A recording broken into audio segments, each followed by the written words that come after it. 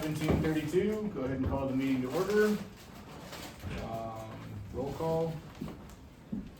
President, me, President, Vice President. Who is it? Vacant, that's right. Secretary, Kelsey, Treasurer, Stacy Pavlovich. President, and Director. Director at large. Actually, it's not. It would be Stacy Flanagan. I'm so sorry. Wait, you said you weren't gonna do that. I did. Did you legally? Yes. Change it? Okay. I did go back to my maiden. Yes, sorry. We didn't change that. Yeah, we'll do it. And Man, then. now I gotta change your email address. Troy Stinson, Director at Large, Present. I got you. Address the vacant since we have somebody sitting. Oh, we'll get to it. Okay. It's on there. Yeah, yeah. Got it, all right. He's just a member of the public hanging out for now. Got it. Any director disclosures? None. Approval, disapproval of the agenda? I'll make a motion to approve the agenda as posted. I have a motion, do I have a second? Second. All those in favor? Aye. Aye. Any opposed? Motion carries. President's welcome and remarks, so if we could stand for the pledge, which side is it on today? Pledge allegiance to the flag of the United States of America and to the republic for which it stands, one nation, under God, indivisible, with liberty and justice for all. Okay.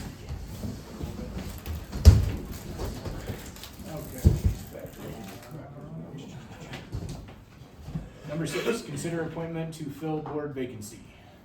All right, I'll just do a quick background on this. There is a vacant seat for a 2029 slot. The way appointments work is if someone is appointed to this position, they will have to run in the next regular election, otherwise the seat will become vacant again. For this seat, it is a 2029 seat, but it will become vacant in May of 2027, should the person appointed choose not to run for the seat. So, directors, all you have to do is motion and vote to appoint whoever you like to that seat. I'll motion we appoint John Martin to this vacant seat. I'll second. All in favor? Aye. Aye. Any opposed? No?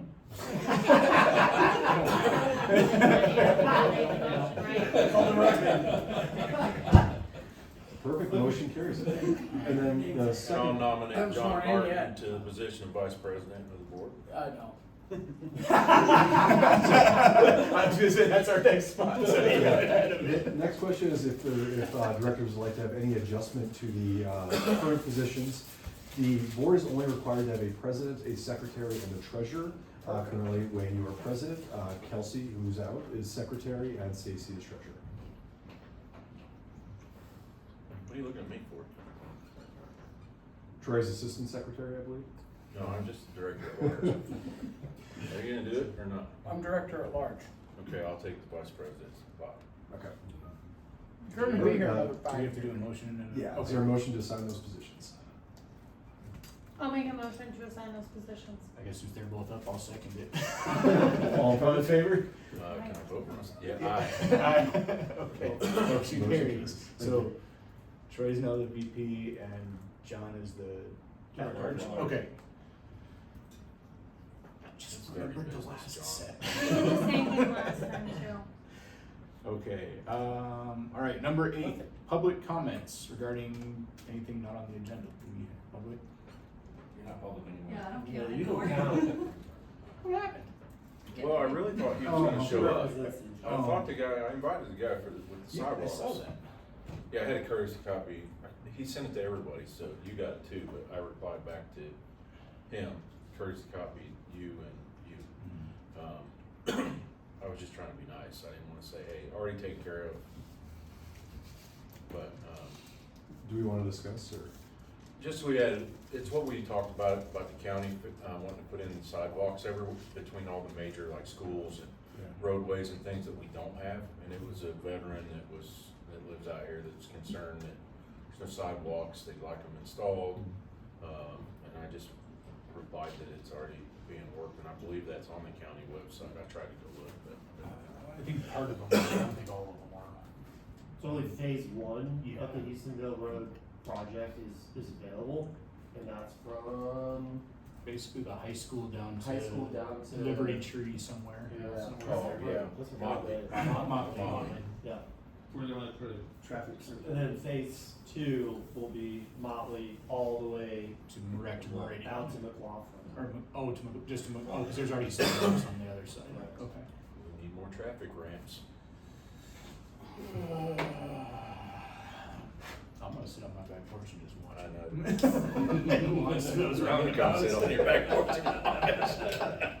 I'm gonna start selling tickets. Okay, so hearing no other do we have anything else that we need to bring up in public comment, just besides the email? Very well worded. I When thought. do you wanna do the swearing in? We can do it actually after the meeting, we don't do it during the meeting. Okay.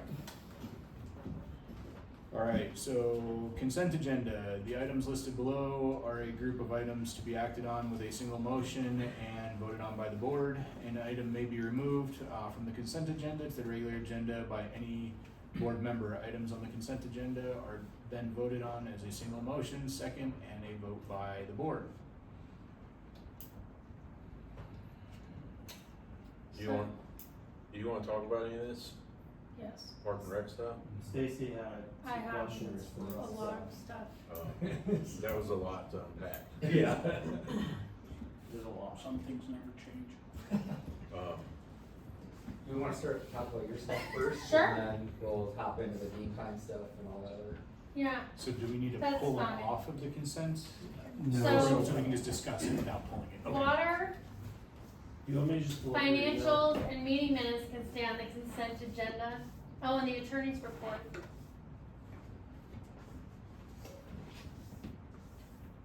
Park and Rec and wastewater have to be pulled out. okay.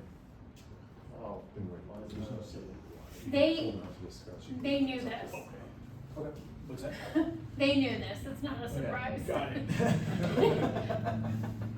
I always send them an email before. Those are your original questions. Yes. So you know what, I'm just gonna motion that we pull everything out of the consent agenda. And we'll just go through them item by item tonight, even if it's just real quick touch on it, just a Sure. summary. Just because we're pulling 3/4 of the stuff out of there anyway, so let's just touch on, we haven't touched on a lot of that stuff in 3 months, I think, Okay. so. Let me pull up the agenda, see what was first. Got that. Is there a second? I think it is. Do we have to vote on it? Financials. Sure, since it's working. So, okay, so I have a motion to pull everything out of the consent agenda just for discussion and touch base. Do I have a second? Second. Alright, all those in favor? Aye. Aye. Alright, motion carries, or any opposed? Motion carries.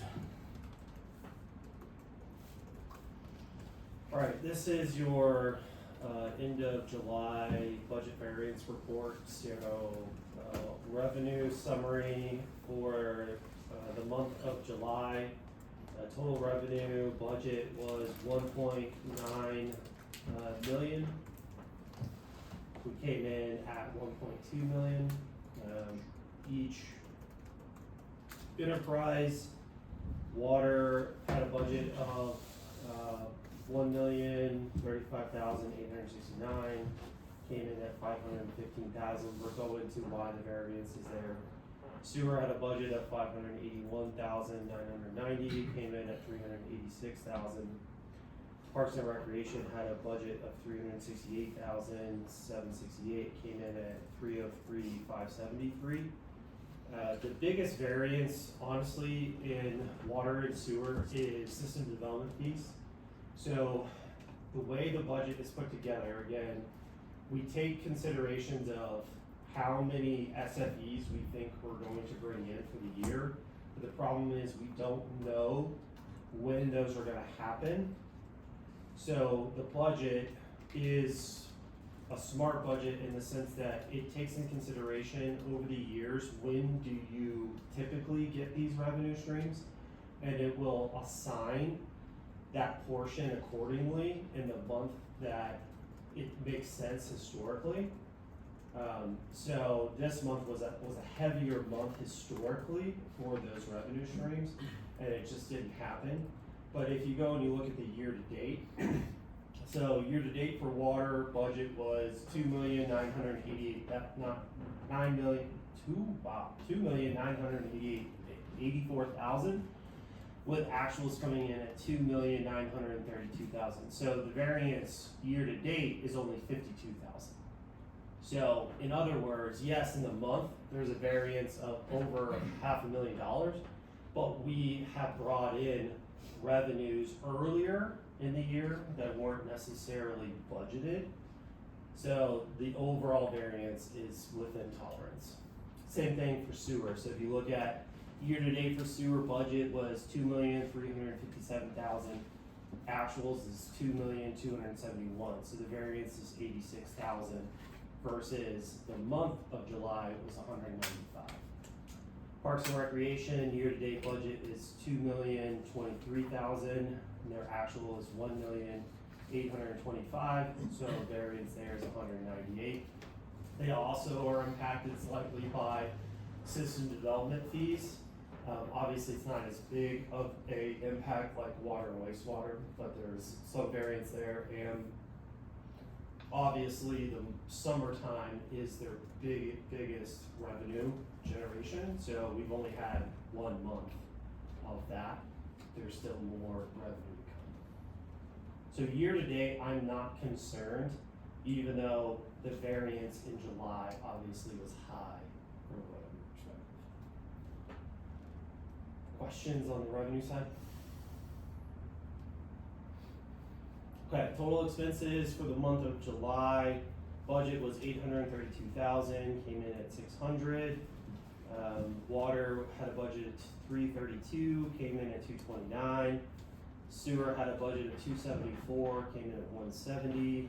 Parks had a budget of 225, came in at 199. Year to date, overall expense budget was 4,879,000. Actuals came in at 3,942. So overall variance for the year is 936,000, more than on pace to exceed the expected variance on the year. So while revenues are within tolerance but low compared to what we budgeted, we are well within the expense tolerance and saving money where we can.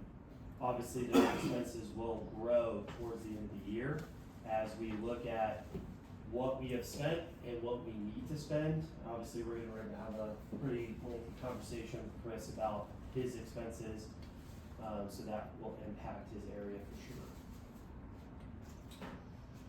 Any questions about expenses?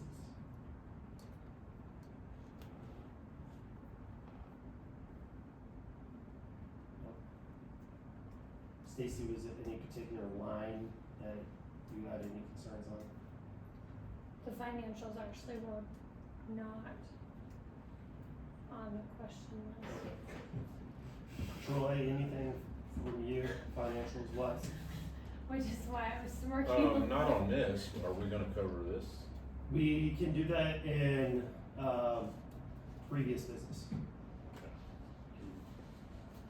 So I'll leave it on. Okay, going to the next item, which is minutes. We'll pull the minutes up here.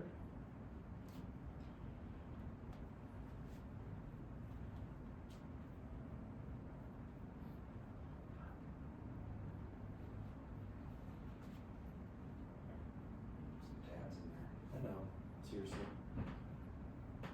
I wish PDF would just do that. Alright, minutes. Any conversation or adjustments to the minutes? It's delayed. It's like, No.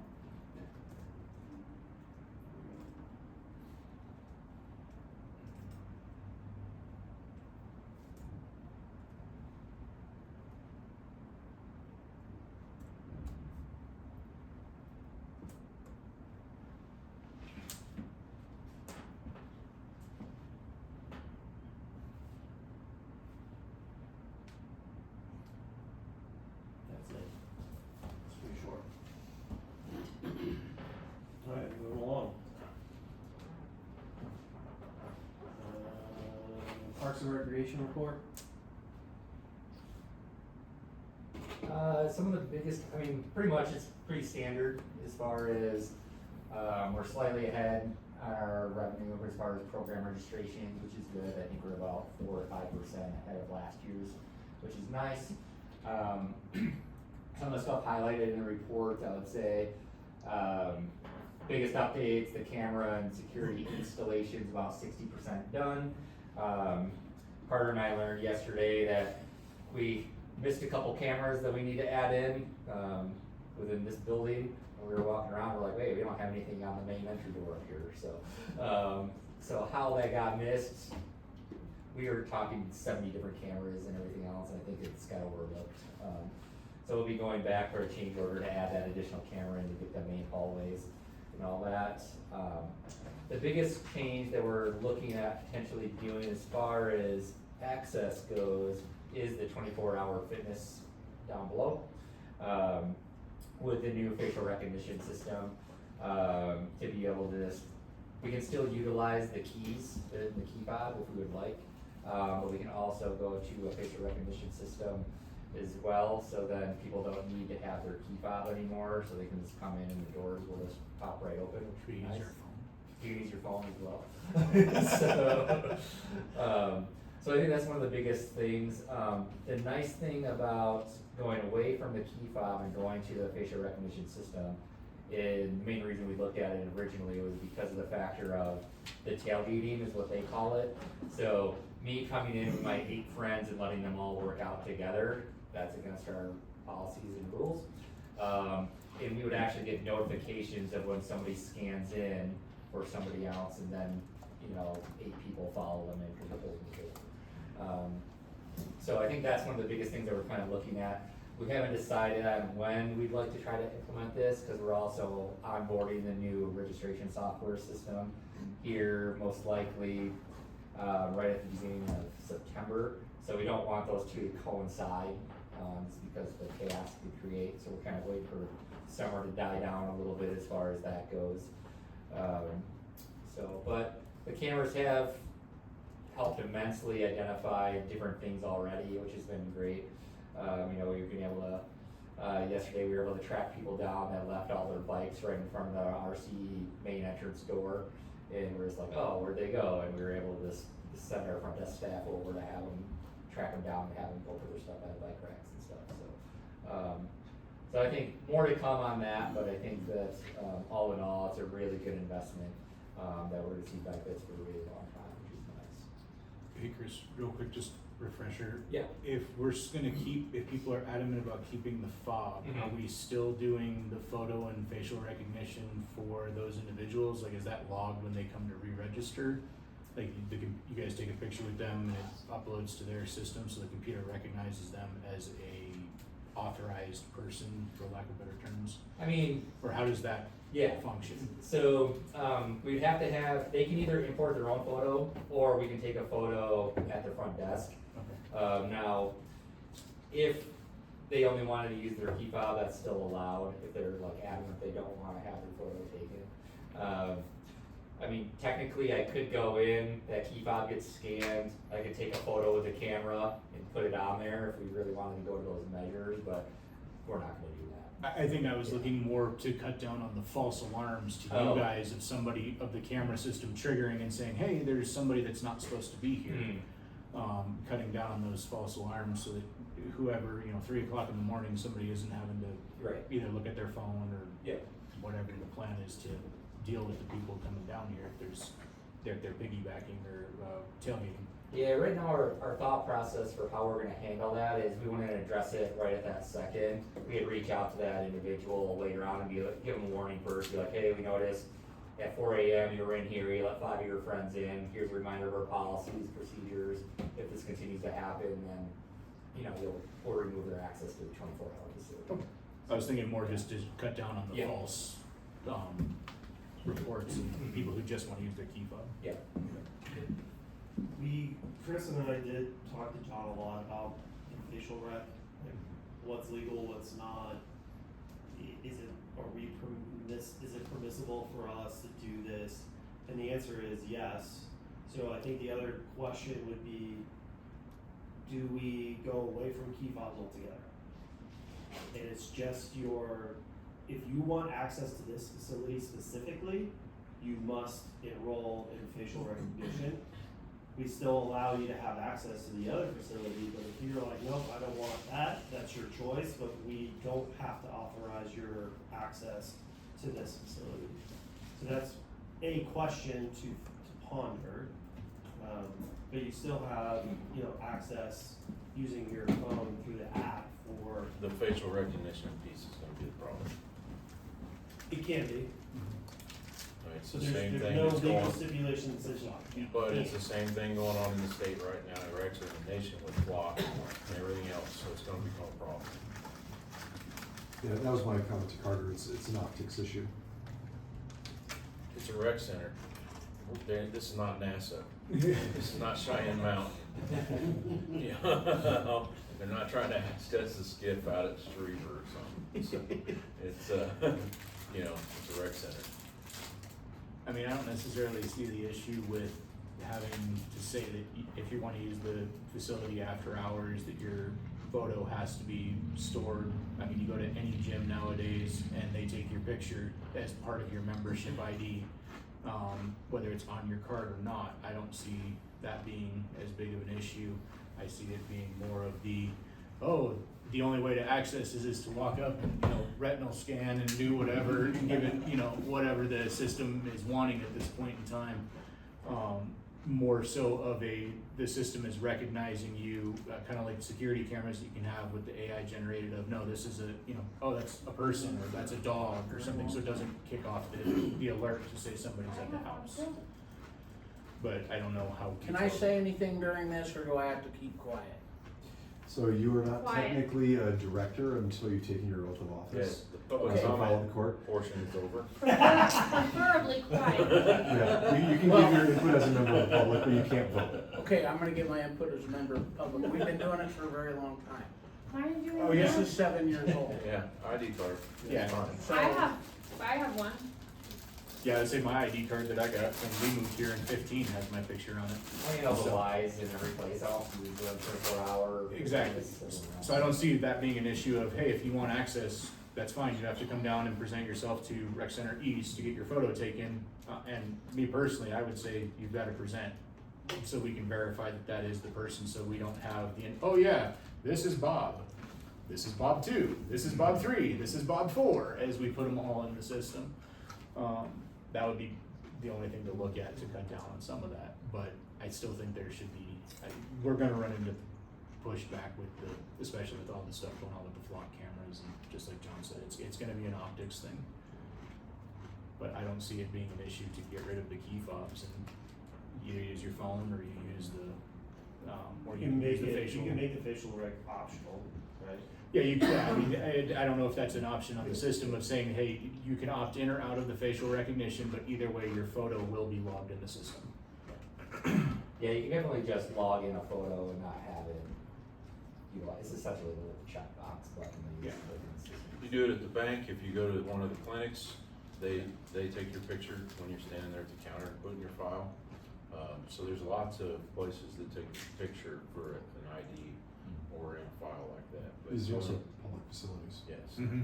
but doing facial recognition software is Oh, gonna be. 100%. Was it? 100% public. To the residents. If you're outside. Even non-residents. Oh, okay.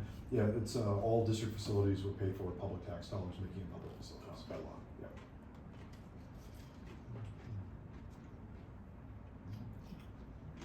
Any other thoughts on that? Alright, let's kind of scroll through here a little bit.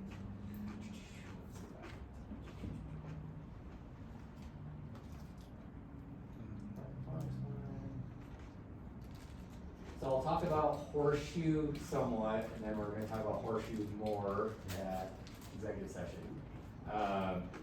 So recently, not on report, we had an incident on Sunday of a patron trying to access their back gate through Horseshoe Park's main entrance, which So they called the rec center numerous times, couldn't get access. Essentially, they wanted to have a bounce house delivered, and the bounce house wouldn't fit through their main gate in the front of their house.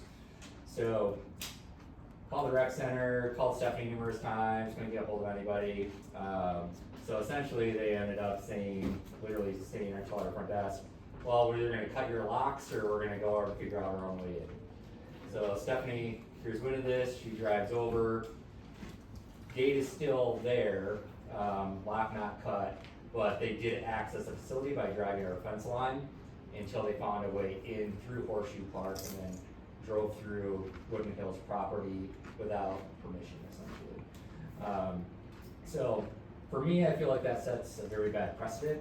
I did talk to the owner, and he had no sympathy whatsoever. His answer was, we're gonna do what we gotta do to provide good service to our customers, and that was providing good service. And then he said, the other thing he said was, he's like, you didn't have a sign up, so I didn't know that I couldn't do that. And I'm like, the big padlock on the fence didn't tell you no?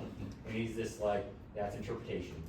So. No, it's not. Yeah, so essentially asked Jan to, trespass that organization again from coming onto our property.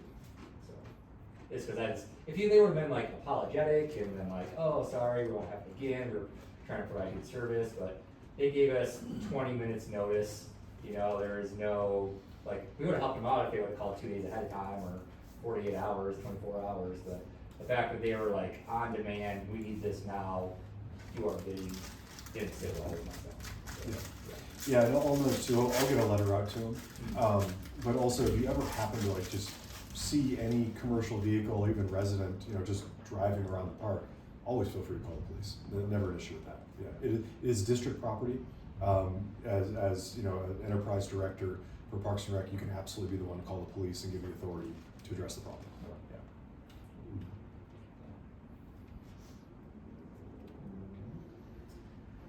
Other updates for Horseshoe, the new pavilion should be installed tomorrow, so that's great.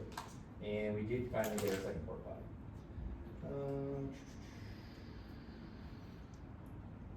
And then at the bottom of my report, I did include a line item of future Parks and Recreation estimated expenses for your review, and can kind of lead into some of Stacy's questions as well.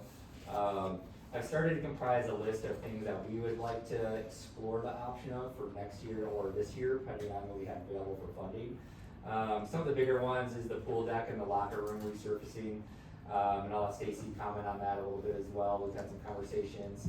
The digital signage, which I think everybody knows is lacking, so it'd be nice to get the district up to date on that type of stuff. Again, obviously, very expensive.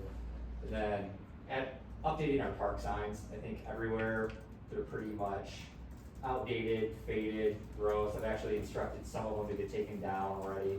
The old white ones that over at Horseshoe Park that were just faded, you can't read anymore. So essentially just trying to beautify our district a little bit more, and kind of coming up to speed with, what other districts are doing in other areas to make, our areas look a little bit nicer. Okay. So, I'm not sure if any of our staff members spend as much time at the pool as I do. We have a pool. Yes, not all of us go to the beach and, live out our retired days there. Some of us go to work in the morning and then we go to the pool. So, a little bit. So, this board, minus Wayne, was up here when the bathrooms were redone 3 or 4 years ago. Those showers are sad. After the bathrooms got redone the first time, they didn't drain then, and they still don't drain now. I had Chris take pictures of them because my children, we went to the pool and then we went to music in the park, so I had them shower there because typically I just take them home to shower. I had him take pictures of the shower. You can see our old shower behind the new shower. So that blue is coming through. They're disgusting. So in chatting with Chris, because I also went to Music in the Park, we're getting ready to do our yearly shutdown of the pool.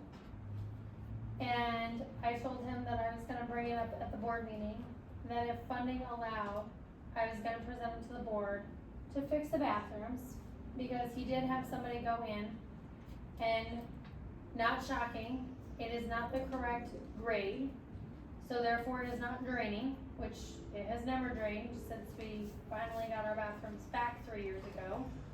And so, I'll do that one in a minute. So I would like to discuss fixing the pool. I know that we just did the bathrooms, which brings me some heartburn, but our rec center is looking very tired. It's looking very old. So, In 7 stages of the splash pad. huh? In 7 stages of the splash pad. No, splash pad drains. It's more like a baby pool Troy, can I see that picture? because it floods the entire locker room because it doesn't drain. And it's been like that since Jed had it put in. And on some of those photos, you can see some of the Yeah, shower there and the right. water still hanging out because it's kinda wavy, you know, so water pools in one section and never goes anywhere. 'cause So did they just lay all the tile over the top of the old? They didn't, there's no new membrane, nothing in there? No, Looks because, like, I don't know. and I didn't know that I knew the showers were bad when we put them in 3 years ago, but I hadn't actually been in, and the only reason I was in was because we went straight to Music in the Park afterwards. And this is what the bathrooms look like, I normally just go home to shower. So when we do the pool shutdown in a month, The third, Of 10 August? days. in 10 days, Yeah. I guess school does start on the 4th, but the pool will be shut down We can change anyways. that though. The pool will be shut down anyways. I would like to give Chris some type of direction to fix the bathrooms because the pool will be closed anyways. Camp will be over, so there won't be a camp running through there. The summer camps that Woodman Hill hosts, those will be done. we already have funding built in for that? Is there any funding there for that? Sort of. Chris and I worked on this afternoon. So in the R&M line item, essentially what we figured out is what we have spent so far, right, actuals, taking out some of the bigger projects that are not like reoccurring, and figured out we could put about $73,000 towards it and not limit ourselves on our reoccurring expenses. But to do it right, the quote to fix that's on the screen, plus the We haven't gotten to that. bathrooms. Just do the bathrooms. We haven't gotten to that part yet. Well, you kinda gotta do them at the same time. No, Yeah, we've had the pool resurfaced. it'd be resurfaced. It What, actually 5 needs years? to be replaced. 5 years we had it resurfaced, 5 years ago we had it resurfaced, I think? So 5 years ago we did. Did that? They cleaned it, made it look real nice, but now the rocks are missing, and the rocks are sharp. And we did have one, that there's a hole in one of those photos that's right in the middle of the walkway. And we had a workers' comp claim by one of our lifeguards, so she cut her foot open on it. That's why I'm saying it's sharp.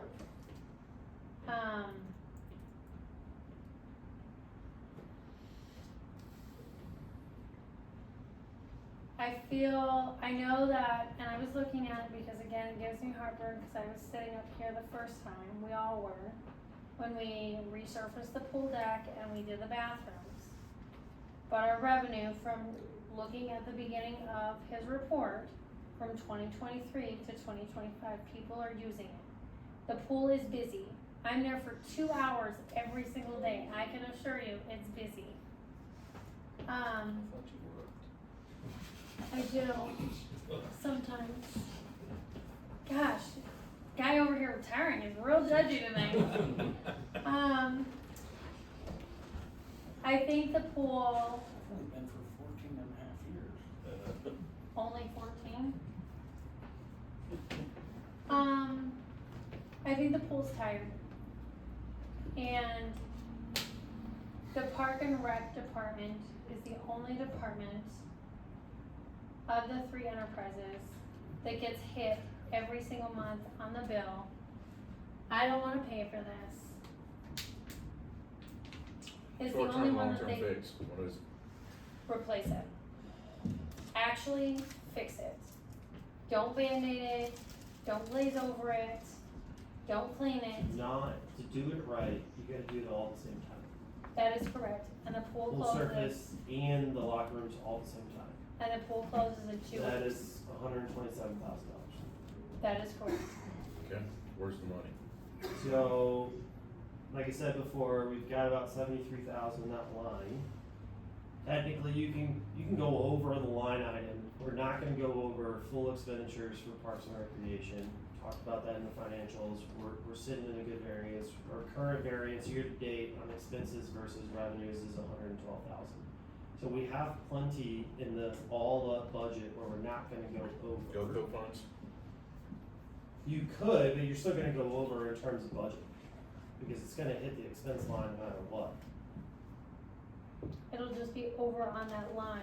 Correct, so that's why, from my seat, there's money overall, right? We're gonna go over in R&M, so as long as the board is comfortable with going over in R&M, I feel comfortable financially that we can do it. Now, the rest of it is up to Chris. Now, we won't need an amended budget because our Correct. budget is not going over. Correct, Just that line is gonna go over. correct.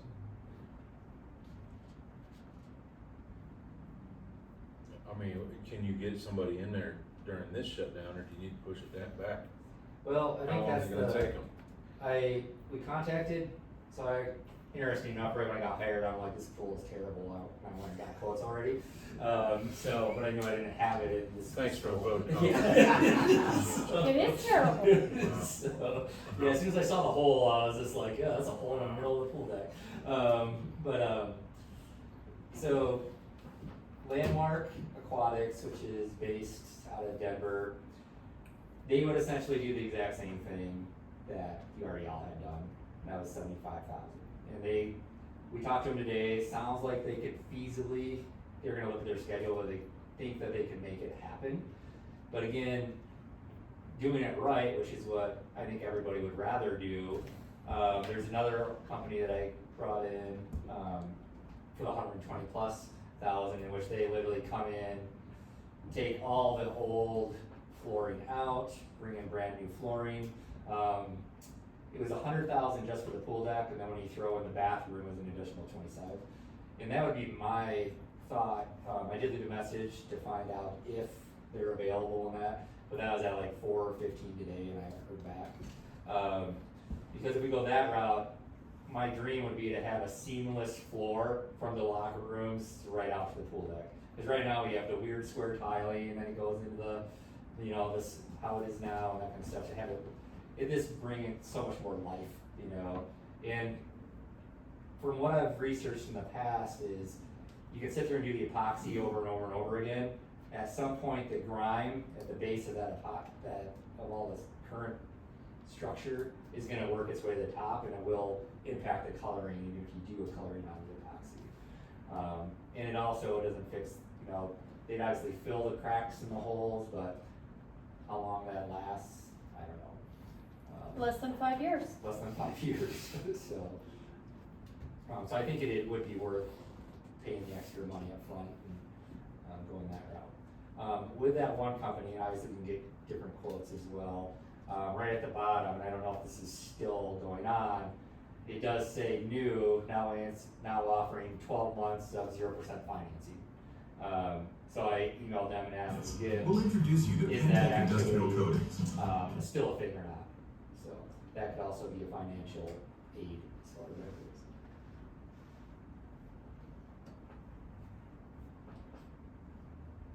Oh, I thought you paused it on this. No, I Your just face, I muted thought it. that's weird. Yeah, there's, That'd be nice. That would be nice. Yeah, send them over to my shop when they're done.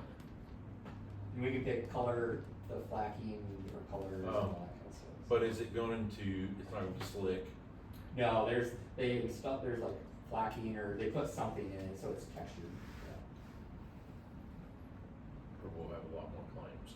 I mean, they're saying right there, after 24 to 36 hours of curing, it's ready to be used. So, shutdown wise, not super impactful. Have you guys seen other pool decks with this same? I'd probably go and take a look at it. I know they have done some in this area or region before. I mean, cause the sales pitch is always good. Right. They did bring in tons of samples, obviously, but a sample is a lot different than massive. I mean, I don't wanna see kids doing slip and slide down the side of the pool Right. deck. They usually know that when you have a wet environment, that your cure times will be altered. So I don't know if that 24 to 36 hours would be accurate for the product. Go for the garage versus enclosed pool. Right. Yeah.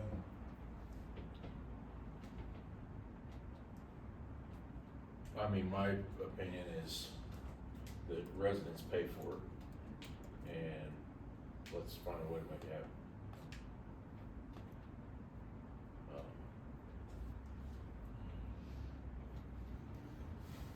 You know, I mean, it's a pretty hefty fee for everybody every month, so make sure we give them what they're paying for. Show them. So that would be continuous through from the locker rooms all the way out? So are they gonna fix the grading? Yeah. Also, okay. Yep. They would rip everything out, Okay. regrade the whole surface to be one surface, and then come and lay that Oxycode. epoxy coating, granite quartz, whatever it's called. Make sure we do, when we're getting ready to shut it down, make sure we do all the regular media blasts, social media, show them pictures, everything, let them know. This is what we're doing. The big, well, one thing we haven't discussed though, is do you do brand new floors and leave the shoddy benches and everything else in there? So the benches on the left side, those are comfortable, those can stay. The ones by the kid pool, those can go with this floor. And the locker room. If I have to benches. sit like this for 2 hours anymore, I would, my lower back screams. So I actually sit, cause I have 2 green bins now, I actually sit at the other end because of the chairs. Yeah, and then we have the old lockers and wood benches, and that's not factored into the cost, obviously. What's a typical bench? They're expensive. Yeah, It's like a couple hundred. Yeah. Has some woodworking people? I was You gonna probably say, sand can, it. I was gonna say, can we repurpose the lockers or the bench, or no? I'm not sure how much those are used, and I do know the lockers are brand new when they redid the bathrooms. Yeah. It was supposed to be, the reason we got new lockers or we were sold on the new lockers was there was gonna be a new configuration. So we threw out the old lockers, and the lockers are in the exact same spot they were before. Well, they gave away the old lockers. I think they're out at the fire department. But the new lockers are in the exact same spot the old lockers were. Yep. So, We can get a quote. Yeah. Right, update all the furniture inside and outside, and then add that to the list Right. and let you guys know ultimately what is this package going to cost. But like I said before, financially, I feel comfortable if the board's comfortable going over on that line, just knowing you're gonna be in the red, so to speak, on that line, but it's for the cause.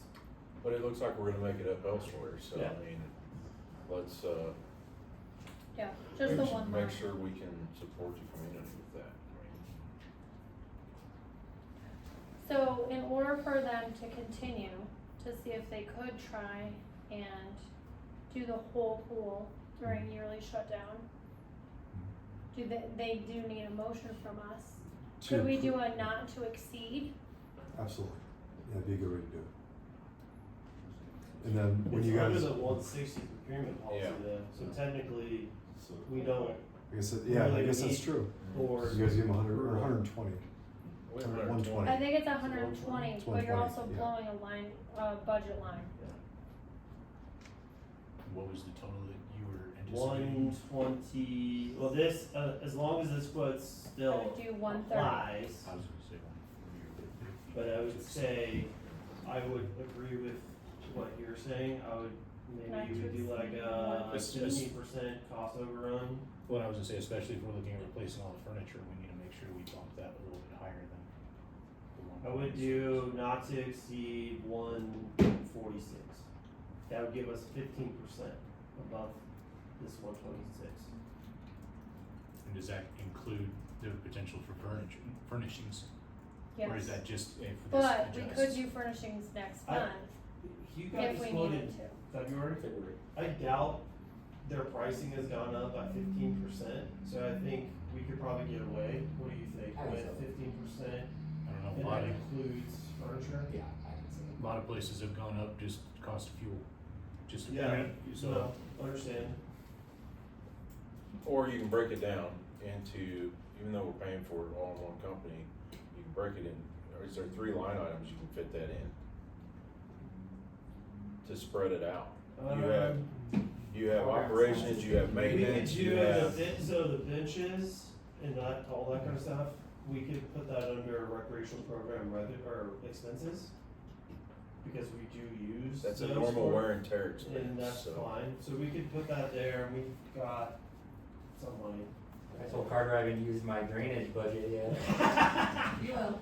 Technically, You it's will. for outdoor Don't worry. drainage, but. Well, you're doing drainage now, I don't drainage think is you the just account. do I don't think It out so. to your I gotta spend it before they start. Now you will. Don't worry, we're gonna spend all that drainage money, don't worry about that. Okay, so I'll make a motion for the, for Chris to proceed with the, updating of the rec center east, not to exceed 140,000, 140. 146,000. 46,000. I'll second. Okay, I have a motion and a second, all in favor? Aye. Aye. Aye. Any opposed? Hearing none, motion carried. Chris, when you get those finalized proposals, send them my way, we'll put them on ICA. Okay, perfect. Was that the only thing I had? That was the big one. Bentgrass Park? I just thought they were adding a splash pad in the bathroom. No, it's literally, You know, it's the literally test a model. baby pool, a splash pad drains. I was like, Not wow, always. somebody got creative. Let's see. Did you go over the field situation? Oh wait, Did you never buy mind, stuff? never mind. Okay, Ben Grass, the lady that was in here last month, saw me at Music in the Park. It was a really busy night for me. I don't actually even remember listening to music in the park. Her and I chatted. She didn't realize that she actually belonged to the Metro District. She thought that was really great that we're doing the playground. Thank you. Community park. And I wanted to find out if there was anything going over at the community park that says anything like, Future location of, well, no, like brought to you by Woodman Hills Rec Center, because she seemed when she came in here, she was really annoyed with the fact that Woodman Hills hasn't done this and Woodman Hills hasn't done this, and it turns out that she's actually not part of Woodman Hills. Right. She's part of Bedgrass. yes. So one of the main concerns she had for me when we were sitting at Music in the Park is that she doesn't get very good communication from her district, and it rolled over into our district. And so kind of like the sidewalk guy, we're not in charge of taking care of the sidewalks, that's a county thing. Well, we weren't in charge of taking care of giving you a community park, but we did it anyway, cause that's what is in the best interest of our residents out here. And so that's why I didn't know if there was some type of thing going in the community park that says brought to you by Woodman Hills, because it's not Bentgrass Metro District that did it. Yeah, we were gonna do a sign, and we're gonna have all three, cause Challenger is donating the concrete work and the leveling of this, you know, for the project. And then, Bentgrass is gonna contribute 75,000, to that, and I don't wanna say that they didn't wanna add them, but Carter and I really pushed for multiple pavilions to be there, cause they didn't wanna have any type of shade structure or any of that kind of stuff, so we're like, we're gonna do it right, so, so they're gonna be paying for that, so in a nutshell, we are gonna do a sign that kinda has all three brought to you by, or, well, good verbiage, with some graphics of the location and that type of stuff. Kind of piggybacking off of my signs thing in my report, ideally at every single park, I'd like to have a similar sign with a map on it of the district parks and how you can navigate to them. So my vision would be to have that at Bentgrass, but then also expand that to all the other parks in the district as well. I'll definitely put one at Falcon Park to let them know where they can ride their e-bike. No kidding. What's up on the screen is a little blurb that Challenger Homes kind of put together that they're actually going to use to highlight this private-public partnership. So that's gonna go up on like their social media with their salespeople, but also Bentgrass Metro District. Something if we want, we can put on our website as well, that just talks about how this park came together, and then, you know, one of the big things, I'm sure Kristen will talk about it, but the national demonstration site, why that's important.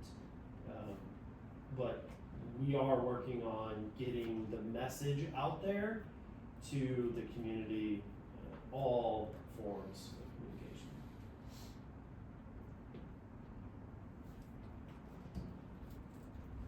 So I like the signage side of it, I like yours with the signs for all the parks eventually, and even giving, distances, like on certain walking trails for knowing you go around. How many times is it a mile? If you go from point A to point B, it's 5 miles, or, you know, whatever. And make sure they throw some pictures on there and, kinda what it, you know, roundabout, what it's gonna look like and stuff. Yeah, we have, I provided in your board packet. Yeah, I saw those. It's that first picture that's just the one that shows like a little bit of the park plus the pavilions. That will be the graphic that would go with Perfect, the publication. perfect.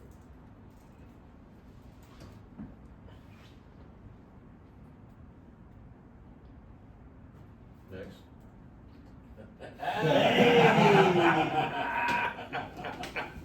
Apparently he's gone back to being a community member. I'm not supposed to say anything. When has that ever stopped you? And then pending board approval and signing documents today, which we'll talk about in a little bit, that would be 12 to 16 weeks out for the installation. Nice. Of the sign or the whole facility? Facility. Okay. So are we talking about all of Horseshoe in executive session? Okay. That's all I have for Park and Rec now. Alright, Sounds exciting. moving on to Wallies. water reports. Oh, Yeah. One thing I'm gonna highlight for the board to know, you notice that, in the reports for the last couple of months, we talked about the wells, Winston wells, and the drilling of the wells, and now, their completion of their testing of their flows and so forth. So those wells are now, that well site's at a point where we can have equipment, starting with, what we're gonna equip the, wells to be, whether it's a vault with a house on the top of it, how the equipment's gonna be housed, all that good stuff. So that's in the next spacing of those, besides what size of pumps are gonna go in each of those wells. So the, Denver well's gonna have an, 80 gallon per minute, pump, which is about a 50 horsepower pump. Will be going into that well, and then this other one here for 350 gallons a minute, the Arapahoe is gonna be having about a 230 horsepower, pump there. So, that's where we are with those, two, wells there at that well site. We are looking into, making sure, for the younger stuff, when we get to that well field, we wanna make sure our water yields is what they are. So just be upfront about that. This well site here is a little disappointing, but it's okay. It's still, the water's there, it's just not gonna be able to pump at a larger volume or something anticipated. So you're gonna go down? Wait a minute, so this 350 gallons per minute, is this one well? That's. Are we gonna see diminished return as they put in more wells into the same? So you won't, based off the water rights, we won't need any more Arapahoe wells. There's 4 well sites right now for one son. You won't need 2, 3, and 4. Okay, But you will need potentially to get the full, Denver rights up to 5 well sites. Yeah. okay. That's expensive to drill one singular well 4 more times, potentially 5 more times to get the full allotment. So that's, I think, a longer discussion that we've gotta have with our own engineers as well, to say, does that even make sense? Well, we've had that discussion before about, no matter how many straws you put in the bottle, there's only so much water in there. Yeah. So if we put 5 wells in there, are we still gonna get the same return as we would off of 1 well with a high capacity pump? I mean, what's the risk versus reward of all that now? Well, you get a bigger allotment of waters in that one field for the Denver, and that's the one that you're gonna be able to get 80 gallons a minute consistently Okay. without drawing it down to where you cannot recover. So you gotta look at when these wells are being outfitted, you do these step tests. What you do is you find where your sustainability of your wells for X amount of years. So they figured this on a 20-year scale. So it could not sustain the 250 gallons a minute as they forecasted on the Denver, which is a larger amount of water rights that's associated with that aquifer. Even at 80 gallons a minute, you would have to have those additional wells to get your full right of water out of there. Does it make sense to put in one well at $1.8 million? It's half of what a well site is currently. That's a $1 million question to be figured out by the engineers. Actually, a $1.8 million question. Yeah. Times 4. Times 4. Maybe 5. Plus outfitting with wells and additional Well, clearing. that's- And are they also using the historical data where we've seen these 30-year wells that have to be lowered in 10 years? Pumps So have to these be are lowered already, in 10 years. these are already lowered down to the bottom Okay. to begin with. So there's, multiple screen layers in the last, I think it was the last 300 feet of each of the wells. And so that's what the yields were for each of those. The bright side is, what JD and I have been talking about is, are there some Arapahoe rights around that continuous property that we can scoop up? Because that first well is performing so well, it outperforms the rights that we currently own. So can we grab some more to make that well fully utilized, or can we get more to then drill another one, right? So then if we're drilling a second one, because we got more Arapahoe rights, then it becomes a little bit more cost effective on the Denver side. So there's some additional options that we've gotta work through.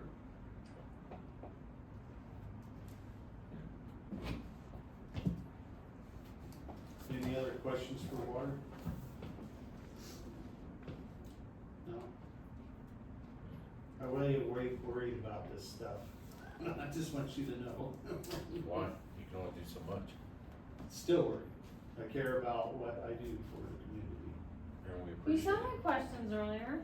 We appreciate it None very of them were much. tough. I just want you to know. I mean, I was very sincere when I asked your question earlier. I wanted to make sure. That's why I like the holidays at the end of the year. There's Okay. nothing going on. I can just, I'm That's still on my phone. That's what. Just wait till next month.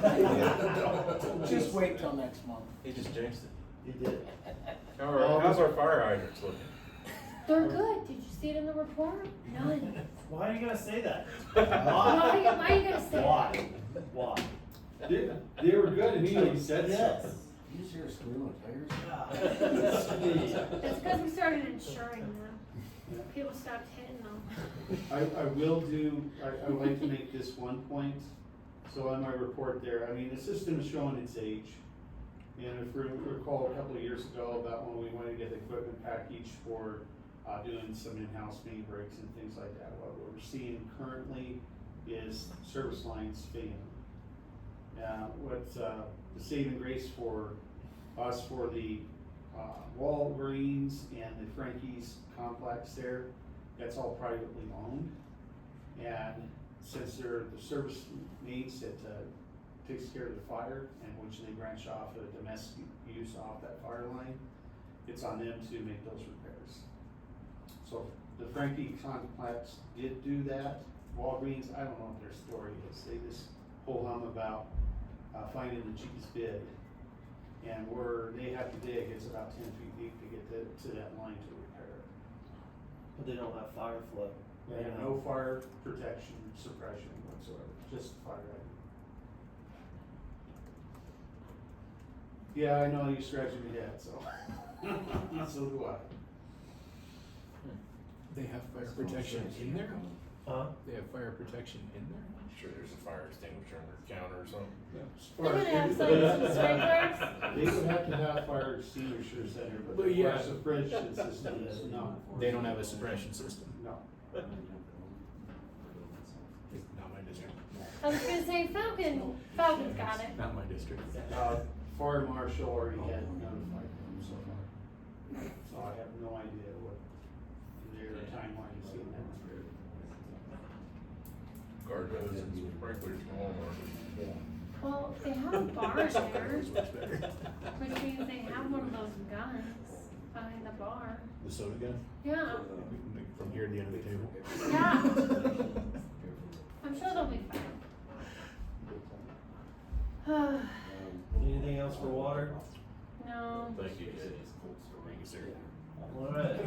All right, Wally. Wastewater. I sleep like a baby. Anyway. It's okay, Jamie. He said he sleeps like a baby. This is good. Naked and screaming. Trying to sleep with that in your head tonight. You always living now. I just a few updates to this. Storage building has started. We got the grading done. I think we're getting ready to put the pilings in, frame everything up, start pouring concrete soon. What half the building should actually show up on Tuesday, and I think the other half's supposed to show up tomorrow. So, we should have a building by the end of December. The results came back for the sanitary survey, a couple of minor reporting things, already been facing change, so we're good on that.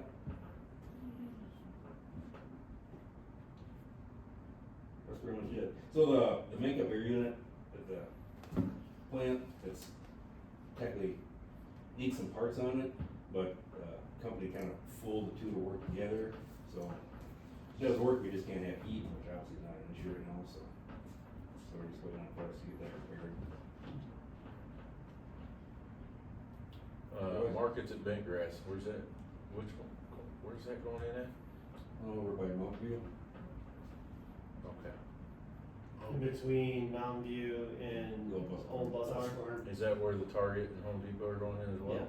All in that same area? Yeah. Okay. Right on.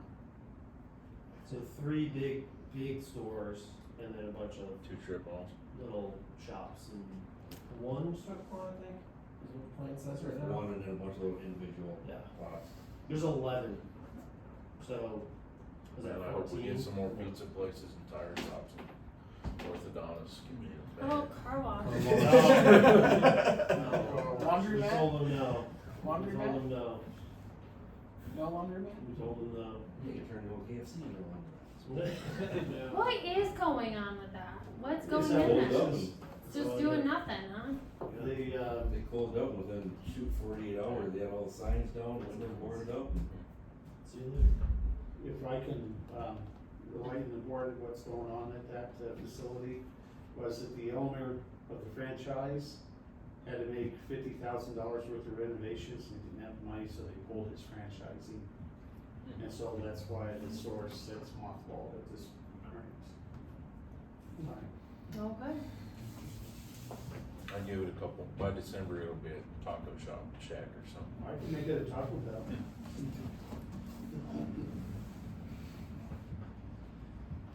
Any other questions?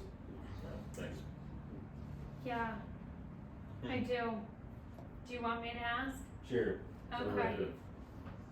So, can you, expand on why respect needs more time?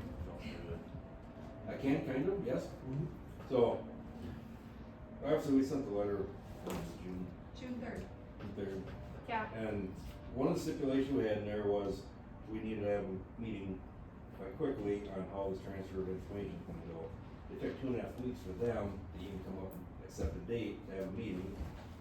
So we did, Kimley Horn put up a share file site, so everything was ready, all they do is start transferring information. We can have proof provide documents. nothing. They have to drag and drop folders.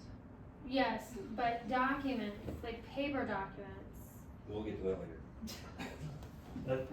So electronic stuff, in my mind, it should have been as simple as taking an intern, sit down on a computer, and going, here's all the files for Woodman Hills, start shipping them. Mm-hmm. That's all I had to do. So, nothing happened. I don't think they even done the test file thing yet. So, I basically sent them an Instagram that, hey, you're almost a month into the first thing, you haven't transferred a damn thing over yet, and you're holding us up from being able to do our job because we need information that you have. Shocking.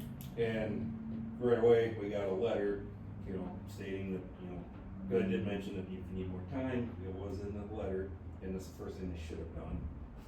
Then they sent a letter over to us that we need more time, they put a date of August 14th to start transfer, and substantial completion by October 30th. Now, Kimley Horn sent over an email, because they did ask, is there anything you need immediately? Kimley Horn sent over a list of stuff that, yes, we do need immediately, especially for Pendergrass market stuff. Nothing. Then today we get this BS email about, not really sure what you want, and asking a bunch of questions. So that's why we asked John for a meeting, do we have any legal standing? Because again, our predecessor, we don't not have a contract with them. So we're in limbo. Yes, we paid a lot of money to them, put a lot of documents together, but we don't have a contract, we can hold it to them. So is this one of those things where we can ask them, cause we have We go around them. a bill, we have itemized invoices. And if they can't produce those itemized documents, then we get a refund for it and we just, What of immediate information do we need, that they have had to file with the state or county or anybody else so we can go around them and get that? Is it possible? Yes and no. I mean, there are documents and things that they said, we asked them specifically, what are some of the, daily, monthly, annual things that you're working on? We gave them examples of ones that we knew that they were doing. They came back today in the letter and said, oh, we don't do those things, even though we know better. And Kimley Horn is working on certain things. I mean, there's some stuff that is very concerning that they haven't been doing and haven't been updating for years. Not surprising. Some stuff isn't out there, so if you wanted to e-dirt, Yeah. you cannot find anything for the wastewater plant. Right. Nothing ever got put up on e-dirt. Some stuff is old, so old that it's not even electronically filed anymore. So that's why I say it's, some of it we can, some of it we can't, but I think, correct me if I'm wrong, Katie, but you guys have gone out and looked for as much as you can on your own. Yeah. So we're, you know, Kimley Horn's kind of at a point where they need certain files, which Katie has already provided those priorities multiple times, and they're still not giving us what we asked for. And then in their letter today, they said, we'll upload these shortly. Well, what does that mean? So, part of us wants to respond with, we want exact time. By this date, you'll have this. By this date, you'll have this, because that way we can start holding them accountable. But if you just say, I'll have it to you shortly, well, what does that mean? Like, how do I hold you accountable to shortly? So does John write them a nice letter? That's, Yeah, that's, yeah, so ultimately here, you know, district paid for services. If there was documentation as part of those services, the district has not received those. You know, there's always a suspicion in the back of my mind if no documents are produced, you know, what actually exists here. I think I'm gonna talk to Carter and the other directors here a little bit more on this. Ultimately, I think here it'll result in kind of one of three paths. Either one, they provide an actual deadline in writing of when they're gonna provide everything in a reasonable time frame. If they don't do that, then either myself or Dave Menschke over at Brownstein will kind of send a first letter. If this is something that we always hope this resolves itself, but if it is something that may go the distance, it makes sense just to start it in David's court and let him see it through. If this is something that is a simple communication clarification, then I'm happy to draft that and get something over to him.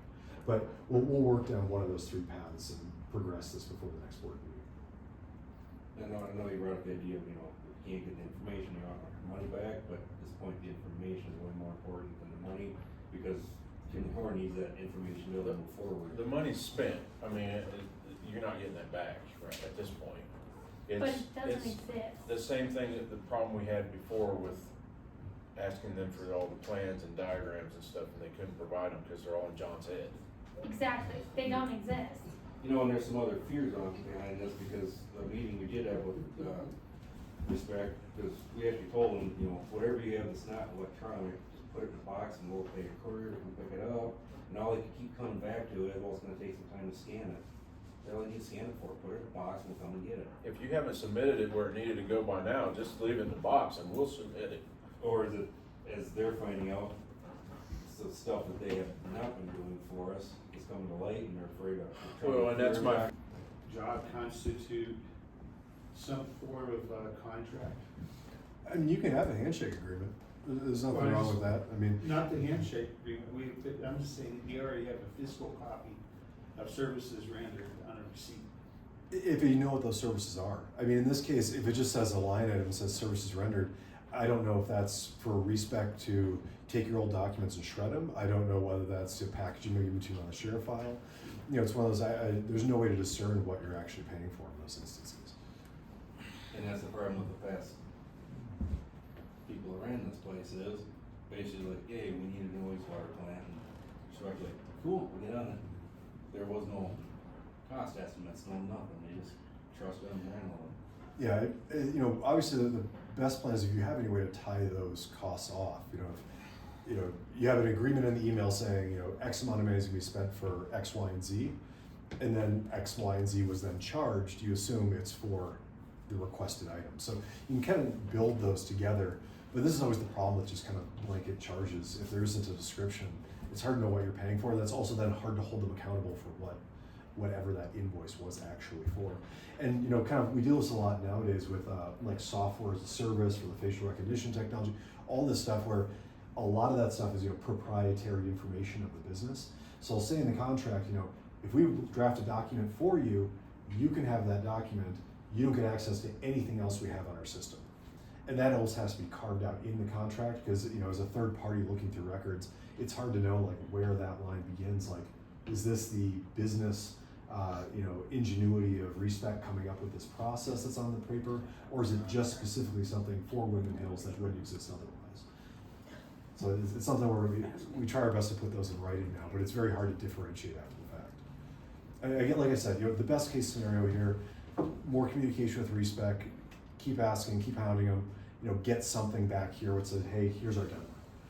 If you're not satisfied by that deadline, and then legal steps involved, legal gets involved, and then we kind of go from there at that point. And then that can go for documents, that can go for past invoicing and expenses, and it can kind of go a whole bunch of different rabbit holes. I have a question. Go for it. Can we ask them, we have this invoice that just says services rendered $96,000, can we have them, okay, now give us what that $96,000 got us? Through legal? You can absolutely request it. I don't think there's a whole lot to force them to itemize it though. You probably don't even know what it was for. Yeah. John retired. It was a phone call. He doesn't remember either. Of course not. He retired, what, 2 months ago? More than that. Yeah. Last year, December. Yeah. 2 months ago, for me. He retired, Box is so. in his garage. Okay. Next. Why don't you just say it? District engineers report. What you got? Hey, Got you're up. questions? Nope, You just want me to run through it? sure. Okay. My first question for y'all was, is this format and the type of information you're seeing in this sufficient, what you want to see? It's lagging. What's lagging? A report? No. I thought that's exactly. I was like, I wow. literally thought that's what you just meant. I was like, wow, way to That's be. what I meant. I told her to go cheap. Right. It's lagging. Wow, okay. I was I like, wonder if whoa. you realize he uses his outdoor voice for that. That's supposed to be a term. Sorry, Katie. Welcome to the club. No, I like it. I mean, it's good. It's clear, it's concise. Yeah. So these are the 12 tasks that we have under the district engineering contract, the hourly breakdown that we had discussed and presented on a few months ago, and then all of the individual capital projects, like the Parks and Rec, rec center evaluation, wastewater treatment plant, things like that have always been covered under everyone else's, the director's enterprise reports, especially since, I haven't been super involved in all of the Parks and Rec meetings, things like that, keeping up to date. I mean, they keep me up to date on all that stuff. But this is just strictly for the district engineering contract under these 12 tasks, so.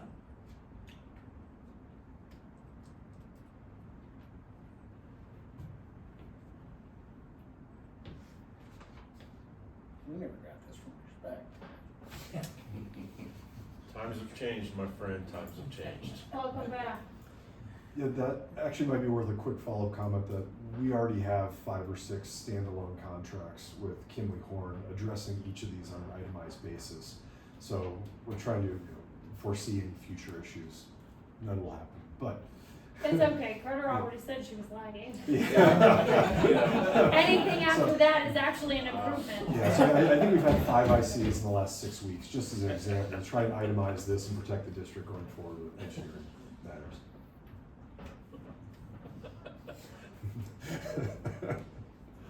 Making comments like that, the previous things you've done, I know. block printing and color, I they just go know. away. They go away. Why do you have to say that? 'Cause now they're gonna do it. Oh no, he'll never live, they're not feeding me. Yeah, snack thing. The starvation meeting.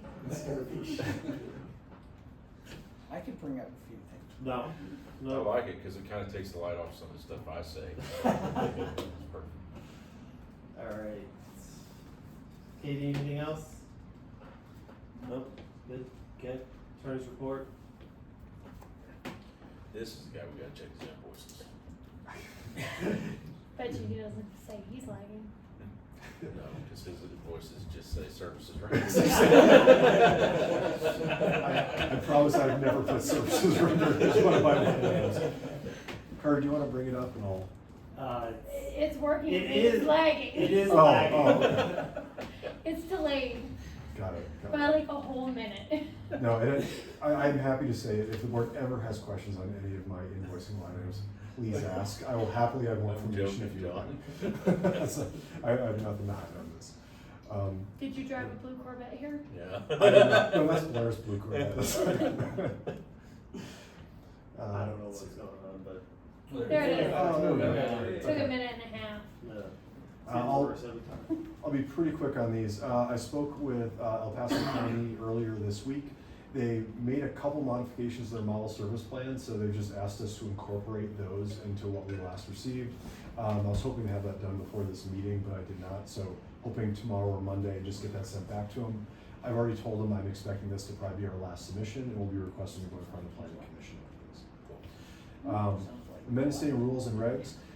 Kurt and I actually chatted about this over the last week or two. We kind of have our current rules and regs, we kind of have a living set of red lines that are just kind of keep getting added. And it seems like, once a month, once every 3 weeks, we find something new that we want to tweak in there. So we're currently working through a process where I think what our plan is, unless there's something immediate, just kind of, throughout the year, add our comments, our red lines to the rules and regs, and at the end of each year, adopt the new rules and regs with those changes. And that way, rather than kind of, piecemeal doing a few things here and there, just once a year, adopt all the changes and we'll kind of keep it rolling like that in future years. So we'll sort out the details on what the best time to do that is, because certainly we don't want to add a review like that into like a budget meeting or something like that. Waterbury, we approved the extraterritorial wastewater agreement with the Waterbury developer. That has been fully executed and recorded against the property. So that is 100% done. Falcon Highlands. Carter and I have had several conversations on Falcon Highlands and kind of the historical IGAs. I made a couple amendments. This is the second amendment to that master IGA, and I sent it over today to their council. So they're going to give it a first review. There's kind of a couple different paths that could go down. We'll see what comes back though. Just kind of going for the big ones here. Cherokee easement request. Carter, do you want to give the background on this one, just because it's JD. JD. So, we, at the time when we had the Cherokee line, they call it the Cherokee line, it's actually the 10 line. It was developed by two developers, Skywalker LLC, and I think it was GTL. So there's a 50-50% ownership of the line going into Falcon down there where the bottom, where the roundabout is on Old Meridian. But in order to get the water off the property where the tank resides, an easement had to be procured. Part of that procurement of that easement with the landowners at the time, they had it stipulated that it was $20,000 for a 30-foot width of an easement to the pump station to the road, plus a 2-inch tap. Since then, the new owners of the storage facility now that's there exercise their right to have that 2-inch tap. Woodman Hills owns that easement. Cherokee has no easement to get to their tanks, but they were using our access. Well, we're using two accesses, so I'm gonna back up for one. One is Cortera, that's used to be New Star for the gas line through there. So they put a gate there, we access the gate over their easement to get onto our easement on the property. What Cherokee is asking is they want to be party to an easement overlying over our easement so that they can get access to their tanks to maintenance those tanks as proper. But in order to do that, they need to do that because of constructing a brand new tank behind the one that's there currently. So that's the gist of the. Is this the same easement that the county was giving us issues about the road? I don't know about that one. I don't think so. Was that the one where the county wanted us to maintain the road? They wanted us to put the road back to the original condition, which it was trash to start with. Oh, no, that's there, yeah. That's That was their there, guy. All right. Yeah. If there was anything that was left at Tamlin Road today, would only be right where the lift station is on Falcon Highlands, going around the big pond over there and then back into Falcon Highlands. And I don't recall seeing anything about maintenance of that road with our utility there. Yeah, so ultimately, the property owner had already granted an easement to Woodman Hills. Cherokee wanted to basically share the exact same easement. Per the terms of the original easement agreement, Woodman Hills has to sign off on that. Our main concern was that Woodman Hills has a 12-inch transmission line running under that road. And if Cherokee wanted to go and build several tanks, there might be pretty large construction vehicles driving over that line. So I went through the easement agreement, which was originally drafted basically just for Woodman Hills to sign as a checkbox, and added a bunch of provisions for Cherokee to carry insurance and be obligated for any damages to the road or to Woodman's infrastructure and for any costs associated with that. I have not seen whether anyone's going to agree to those red lines or not. This all came through very late last week, and I believe Cherokee had a meeting Monday or Tuesday. So I'm not entirely sure if they finalized something before that board meeting or not. They sent out an updated one, Oh, did they? which Okay. I sent to I you might a have couple slipped days through. ago, where it looks like they accepted the majority of your red lines. Mhm. The one that we were most concerned about was there's two. One, if they drive over the transmission line and they cause damage, obviously they're responsible for fixing it. So that was number one. Number two was John had put in provisions about you gotta carry a $2 million liability insurance policy and some other policies related to that. They did redline that one out, which we thought they were going to on the insurance side, but they did keep in that they're responsible for any damage to our line. So, We and put they in a will line saying, self-fund or go get it. So they changed it, instead of having you must get an insurance policy, to they will either self-fund or they will obtain an insurance policy, but essentially they're leaving it up to themselves to Okay. figure it out. did we put a line in there saying don't poach electricity off our site? Do you have? The answer is yes. I absolutely put that in there. I would say, is there something in there that says that they must repair it, going down that same with the insurance, or at their cost, it must be repaired to our spec? So theirs. what we said to the condition that exists currently. Okay. Because right now, the road that we're referring to is simply a road that formed over driving across a dirt surface. It's not a true road. I didn't just mean that, I meant if Yeah. they damage the 12-inch line underneath. Yeah, and I like the idea of insurance, because then we can go after the insurance, we're not asking Cherokee to come up with it, so, or whatever the cost might be. So we got So, one okay. of the two that we were most concerned about. Their board, Well, does their overall insurance for Cherokee cover that? it would be covered under their general liability umbrella policy anyways. So whether So we have we them ask produce for that it, as an Well, addendum? Well, it would be covered under, I think under ours, wouldn't it? Because we but insure under our ours, and it infrastructure. would be technically, if they cause damage to it, they could file a claim under their own general liability insurance policy. Yeah. So it's under both. Okay, yeah, I'm sure it'd be under Woodman's because it's our infrastructure, so that's insured there, and then our insurance company can go after them as well, so. As many belt and suspenders as possible with this type of thing. So their Cherokee's board approved, there's a lot going on here, but they had to approve, payment to the current owners to get onto the easement, plus some other policy. And then they've also given Kevin, the GM, direction to continue negotiations on the actual easement agreement. So we're moving along, but now it's at a point where we're really just focused on the easement agreement and ensuring that John's language, as much as it can, gets in there in the final version. Yeah, and we don't have this before the board for approval tonight, so. We're gonna add in there that they need to sign off for their first right of refusal on that other. We can. You can try. That's number two. You can try.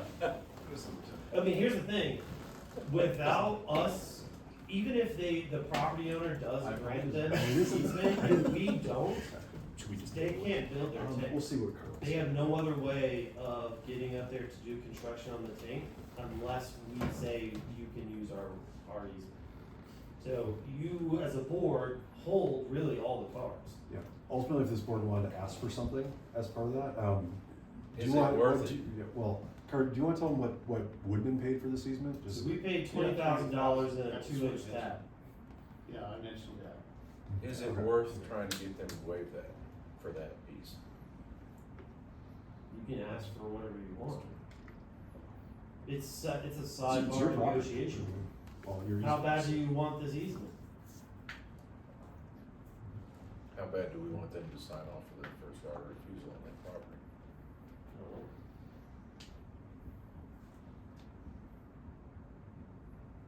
Little quid pro quo. I just don't know if Mr. Booker is even entertaining anything right now. We'd have to go, JD and I'd have to go back to him and see if he'd be willing to come back to the table. As we still got problems though, even if you take that first one, that's the biggest problem, but you still got issues proving up the water and the water rights and changing the water rights, which is 2 to 3 years in water Right. court. I don't know, should we talk about this in exec? So right now, This is it's, actually a negotiation.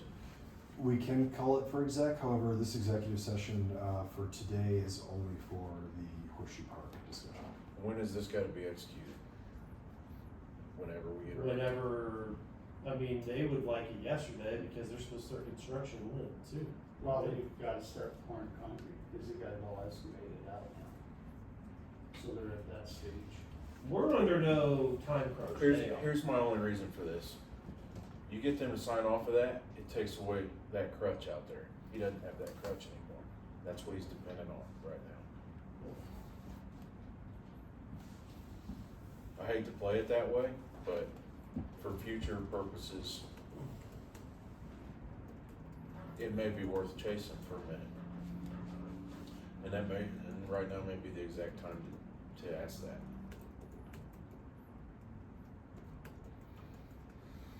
Yes. I think JD and I need to talk to Mr. Booker first. I think so. Is it worth it though? Water expert. There's a lot of hoops and hurdles to get over. I understand that, and we have time. Water there, that 300 acre feet. We have time, I'm just asking if it's worth taking a shot at it right now. Or at least taking that crutch out of the picture. Well, the other issue that I see is that if Mr. Booker don't want to sell the rights, then it just. It doesn't cost us anything right now to take that crutch out.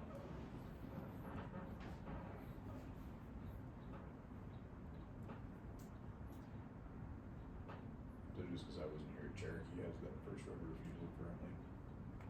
Mhm. So at some point in time, he Well, was up to. the other thing, you probably don't know, but 600 feet away, Cherokee has a well from the well that, of the rights that we want to secure. And so if there was ever a senior right, you know that Mr. Berger's saying that this well has a senior right, well, they have that right or a first right of usage. And so that's another part of that first right of refusal, is that first right of usage. So if you pump more water and they can't pump out of there because we pumped this water back to you and they can't get it, they can invoke that to act there and you can't get your water. But under our new agreement with Cherokee, we can circle this back around and tie it in. At a later time. Doesn't have to be done right now, Yeah. but I'm just saying, thinking big picture down the road, 10, 15, 20 years for the community, is it worth taking that crutch out now and teeing that up to circle back to it when we need it? Because if everything all works out, what we hope to have happen, that's it. Him coming back to the table and say, yeah, okay, let's continue on negotiations, $12 million for the water, so forth and that. Then I'd say it's worth it. If it's a risk. But it's not costing us anything to go ahead and try now. Okay. You can't use that as a bargaining chip in the future. future if we take it away. No, I get that. And we may have one shot to take that off the table. Right. Cause the other option, we have to pay them to get rid of Yes. that refusal, and that's gonna be expensive. Whereas this is pay to play. Maybe a $350 deal. If that's the direction we wanna go, we'll give it a shot. I don't think we have anything to lose. We don't have anything. I mean, we can ask. This doesn't cost anything to ask, I think, in a little bit of time. All you heard. Crazy, we've asked for crazier Crazy stuff. things. We'll sign off on it. But I'm never gonna pass up an opportunity to strengthen our poker hand.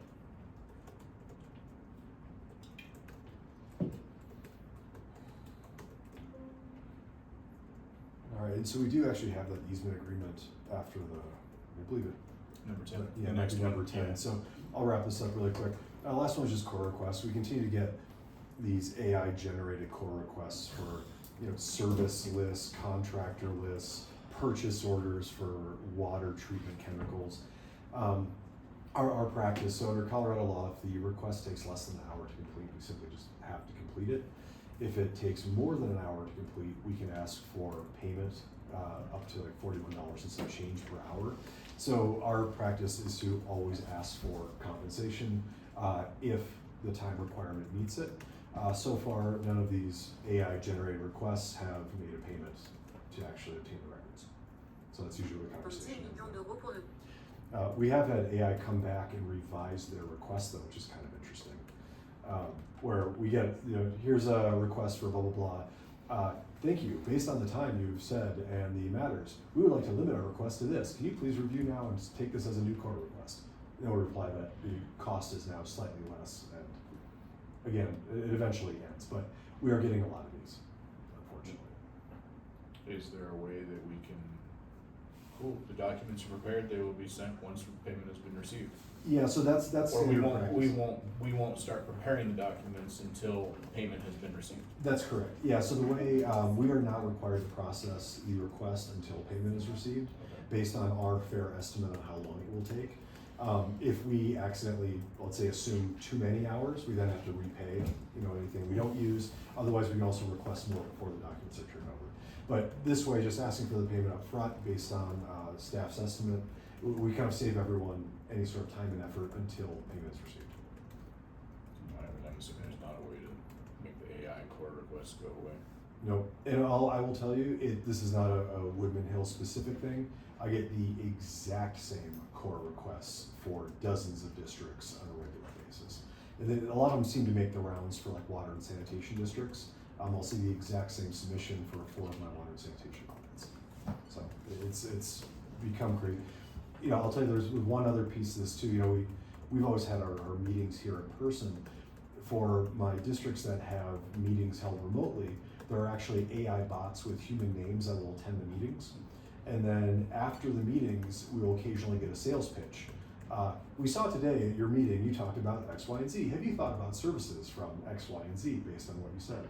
So we're seeing this even in the Teams meetings and Zoom meetings, as bots will show up, record all the conversations, and then do sales pitches to the district. Oh, I know like at some of the county meetings, they'll actually, moderator will actually come on and like, Dick Chubby, are you there? And Yeah. no one responds, they just kick them off the meeting. Yeah, and that's a bit of everyone's kind of gone back and forth in legal world on this. There's nothing in the statute that says you have to identify yourself. I think if you're clearly marked not a person, then you can probably remove them from the meeting. It's a little more challenging when it's like Matthew Miller or someone like that, and they're just not saying anything. There's no requirement that they identify themselves, just that it has to be a public meeting for people. So some attorneys have taken the stance that yes, you can remove them, others have said not. Unless it's really problematic, I tend to say just leave them. I mean, it's a public meeting anyway. So teach their own on that, but having meetings in person does solve that issue, because bots aren't going to walk through that door, at least in the next 6 months, Skynet's 9 months. Skynet's coming. But they are watching, cause, I just had a conversation with you guys about the company called Dodge Construction out of New Jersey, and, we had just started the stormwater stuff for the plant, and I was getting calls from well, we started with core requests from these people, but they called me 2 different times and they already have like project numbers they made up, but they know what the project's called and want to know what our bid process is, bunch of information on it. I mean, this is still an in-house thing we're talking about, so I think they're using the ad, they'll go through something if we post our stuff on there, they'll go through and catch stuff or anything that gets submitted to the county, they're always watching for it. I'm sure, yeah, all county submissions are public, they're being pulled, websites being scrubbed. I would be surprised, this is an auto recording of the entire meeting, if they don't, just quick that, throw that into AI, have it quickly process, pull everything we talk about, and then pull sales from it. And that's interesting, you say it was Dodge Construction? Mm-hmm. I had a Dodge Okay. Construction core request for a different one of my clients who wasn't doing any sort of infrastructure whatsoever. But they're like, yeah, we do water and sanitation, or blah, blah, blah, we wanna know about your biggest projects. So my And it's like, understanding what from we're what talking talking about. about them is they're like a headhunter group for if you're in the construction business, you pay them, they go out and try and find all these contracts for you, and then they tell them to you, so you can bid on them. Yeah, But every time they call, it's, hello, I'm Steve. It sounds like Steve. I can't understand half of what he's saying. yeah, but we've gotten core requests for a couple of my other water and sanitation clients from that group, but their requests were for documents that made no sense for given the district. So that fills that in a little bit. Yeah, but anyway, I expect more. Anyway, we had conversations about it. I think next up is the actual easement agreement. However you want to handle this. Do we need to go back and approve the consent, all of the items in the consent agenda? No, because we pulled them out. We pulled them out. Did we approve the But do we minutes? need to approve No. them all? You Well, didn't we approve didn't the approve minutes, any. Okay. so yeah. So yeah. June financial. So then yes, I guess. What? We need to go back. Just to approve the items on the consent agenda. And I think specifically looking at the items here, It was. is that just the minutes? Minutes, And just financials? minutes and Financials. financials. Okay. We went through the financials. Yeah, We you didn't got. approve them. you I'll said make a approve. motion to approve the minutes and financials. I have a motion to approve minutes and financials. Do I I'll have a second. I have a second. All those in favor? Aye. Aye. Any opposed? Motion carries. Alright, number 10.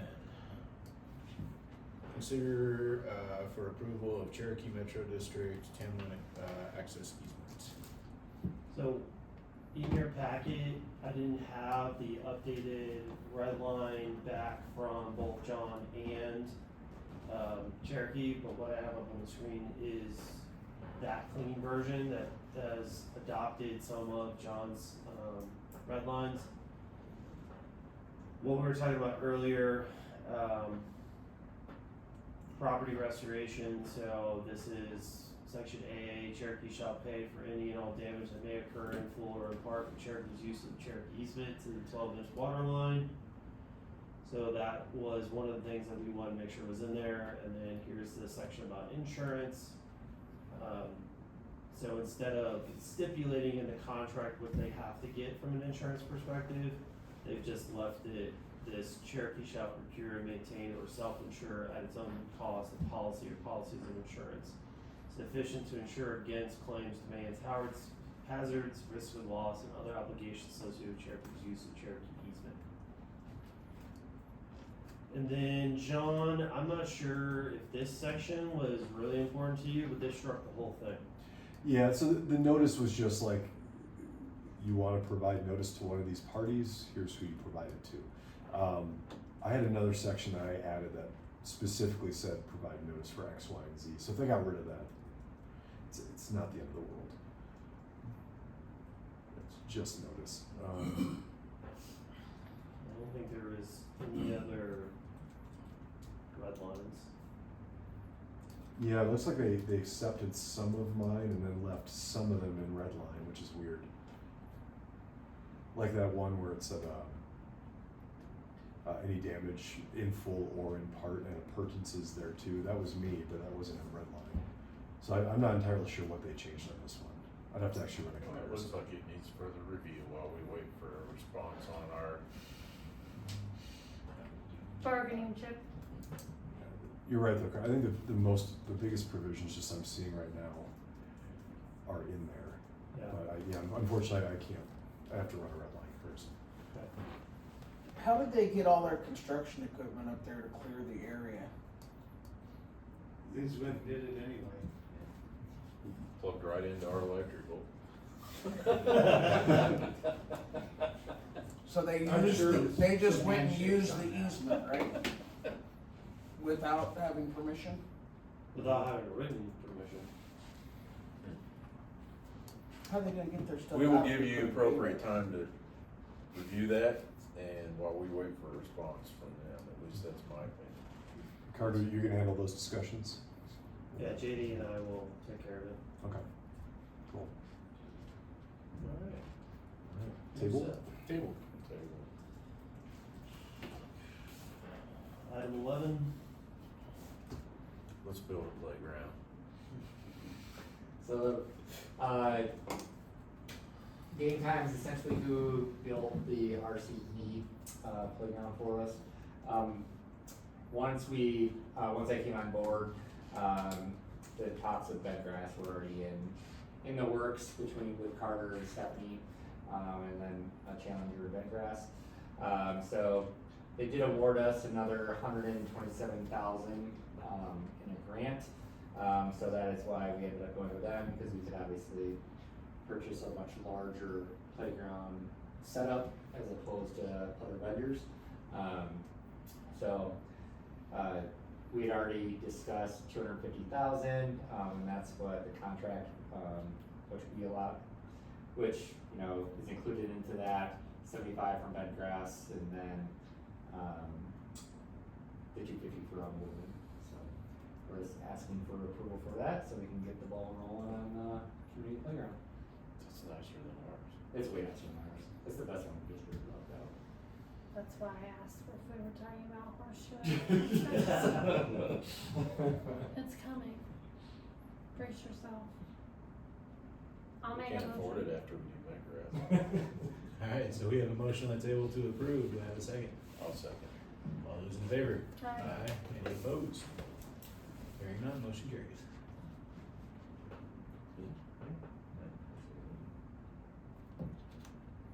so we'll need to get this signed. Do we just send this contract in its form to you to have it?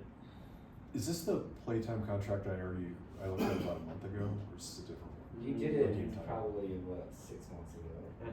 Yeah, I don't think you've looked at this one. Cause there was one that was like maybe it was for the grant, it was like a page long or something, or Next is it was a executive. Parks and Rec Yes. grant for a certain type of play structure, is this different? Is that workout thing? Yeah, it was the That one- was it was the- the okay, one. that was good. Yeah. Is there, okay, then yeah, why don't you go ahead and send this one over and I'll take a look at it. Okay. Just go. Just go. They're still chatting anyway. We're not voting. We already voted.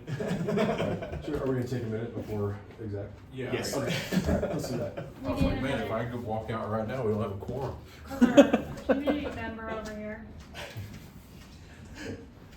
So, John will, get your Water. oath administered by one of these directors at the meeting. Public comment. Okay, am I getting kicked out of executive? Unless the board would like to have you stay, it's up to them. Yeah, I'd like to have him stay. There you go, welcome. This one time. I won't hold it against you that you made me sit next to you tonight. Are there any terms and conditions in? Okay, so back from break, we do need to address, LC, are we doing that?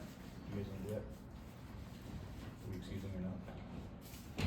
Yeah, do we have, No, we're going back to roll call. we gotta do an attendance thing. Do we have an update on her status? Has she given us anything? Okay, cause I know that she, I know my message was delivered, but she doesn't have receipts on, so I don't know if she actually read it or not. I don't know if she's able to read it. I have no information. All I know is I think she was supposed to be back October. well, I know that it was October, but she graduated already. I think she's probably going to tech She's school. still gotta go to tech school Yeah, after she's going to basic. tech school, Okay. but she should be able to have her phone at that.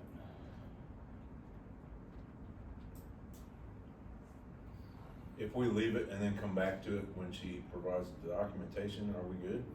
Yeah, so the way it works is 3 unexcused absences in a row is an automatic termination from the board.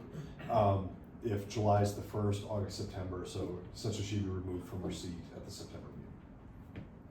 But Well, she should look this up. military service, So I looked at this and I could not find anything, because this isn't like a normal job.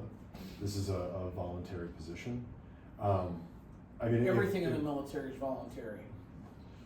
So I wasn't able to find anything saying that military service protected a public service seat for a special district. To be fair though, we had also held off, I think, on a deep dive on that until we knew kind of what path the board wanted to take. I think really we were just waiting for the orders, or to get. We just wanted military to have orders on record so that nobody could ever come back and say, hey. Yeah, Yeah, certainly. why did you? Yeah, there's confuse no the harm in status? asking. Yeah. It's no different than if you were leaving on military service from your employer, you're still gonna You still present gotta give orders. orders. Mm.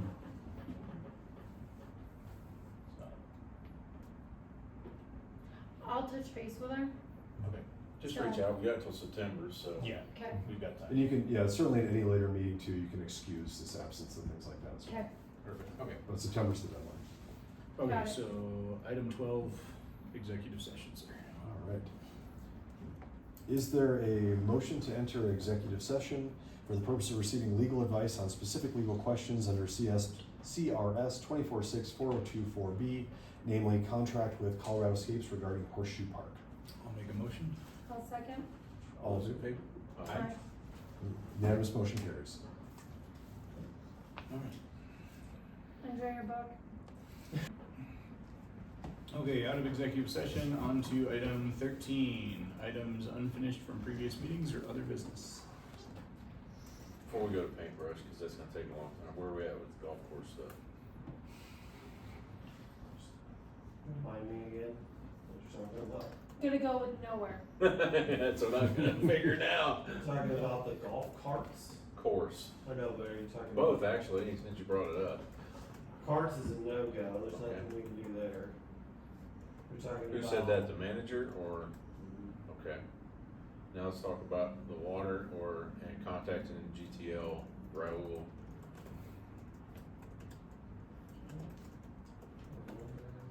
About if they were still interested in selling it. Gonna go with no. We talked about the Okay. contract We talked about it, sunsetting. yeah. We talked about options going forward with options to contact them, see if it was more beneficial for us to take ownership since it's our water being used. We talked about a lot of that stuff. We had a very long conversation about it. Oh, I know that, I'm trying to remember if, I did talk to their manager 2 weeks ago who hung up on me. Yeah, they're assholes over So, there. I played yeah. golf over there last week. Wow. And I told him Yeah. that he was an asshole. Yeah, so he'd be my first decision is cut them loose if we ever take it over. Wow, he hung up on you? And that was nice. I told him they couldn't put their signs up on our property. And he flipped out and he just hung up on me. So, and then I killed him with niceness throughout the day after I got some good info from JD, cause his signs were incorrect on our properties. And then he came back and he apologized and said he was having a bad day. Well, they obviously have a bad day about every day, according to people I talk to. Cause they're not very pleasant. Huh? Is there new people over there? Yeah, and the thing is the restaurant they have over there now is really good. It's pretty good food for like golf course food and stuff, but it's good. I mean, we enjoyed it. But the people working in the pro shop Yeah. yeah, not pleasant at all. I mean, they act like it was a hassle to take your money to play golf there. The one little short guy that works there, he's like that. So And I'm like, really? little practice range, he's like, here, throw your tokens down. Of course, my kid plays there quite often, and me calling the guy an asshole behind the counter, he's like, he's not gonna let me play here anymore. I said, oh, we can shut this place down tomorrow.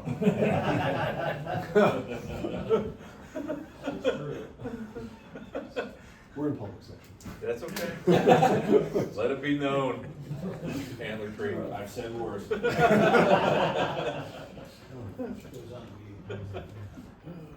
yeah, sorry, we missed that, so we can schedule some time. Just, to- we talked about options. Yeah, we remember the conversation, but. Because actually, I think the most specifics. biggest focus was on whether or not we were willing to continue on the agreement after it Yes. expired, but I don't think we're really able to discuss the pursue a motion. We talked about we wouldn't be interested in continuing the agreement as is going forward. And we wanted remedies to, we talked about that if they were just gonna tear it down and build houses, we want them to be Woodland Hills houses, not Meridian Ranch houses.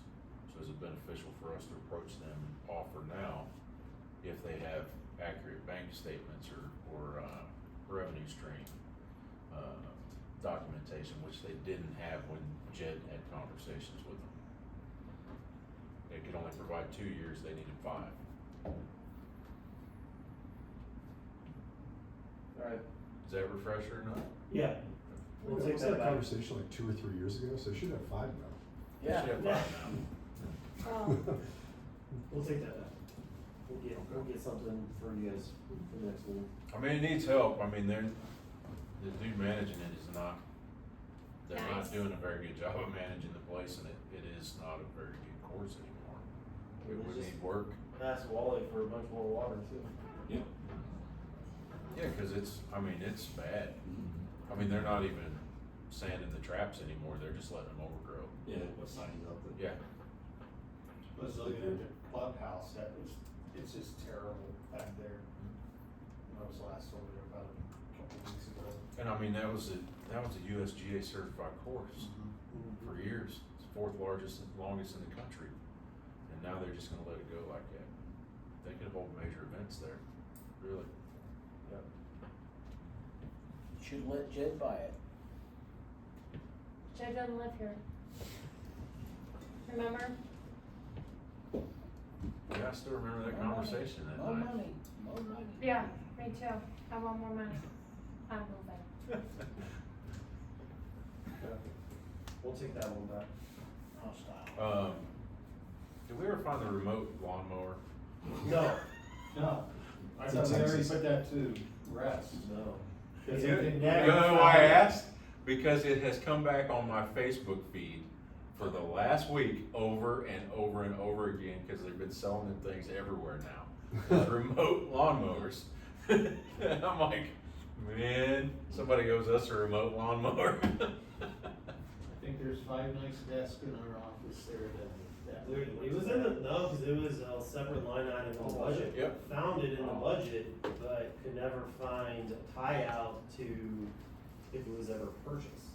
It's probably somebody's annual bonus. We've seen Well, the worse. company that we reach out to, they're the ones that gives me the emails, I get them every other week.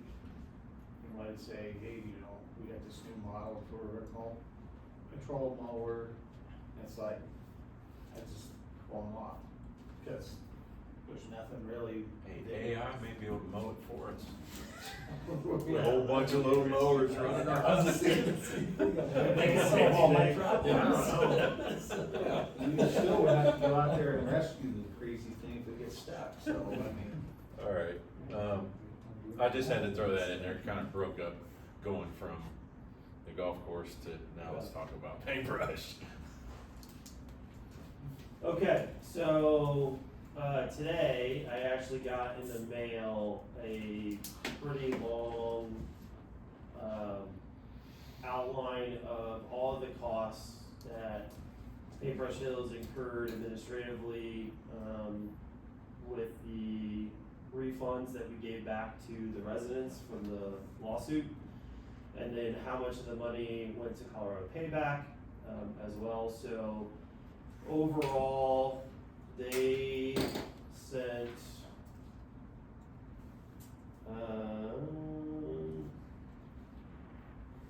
$115,000 back to Colorado Payback. So funds that they could not locate for people property-wise. So that went back to the state. Based off of their calculations, on staff time and, materials, mailing, all this kind of stuff, they said they spent, almost $35,000. So what they did is they took the interest that was accrued on the money that we sent to Farmer State Bank, where it was being held, of 22,000. And essentially they paid themselves the 22,000, and then they're saying essentially they're writing off almost $12,000 of staff time and other costs that they incurred.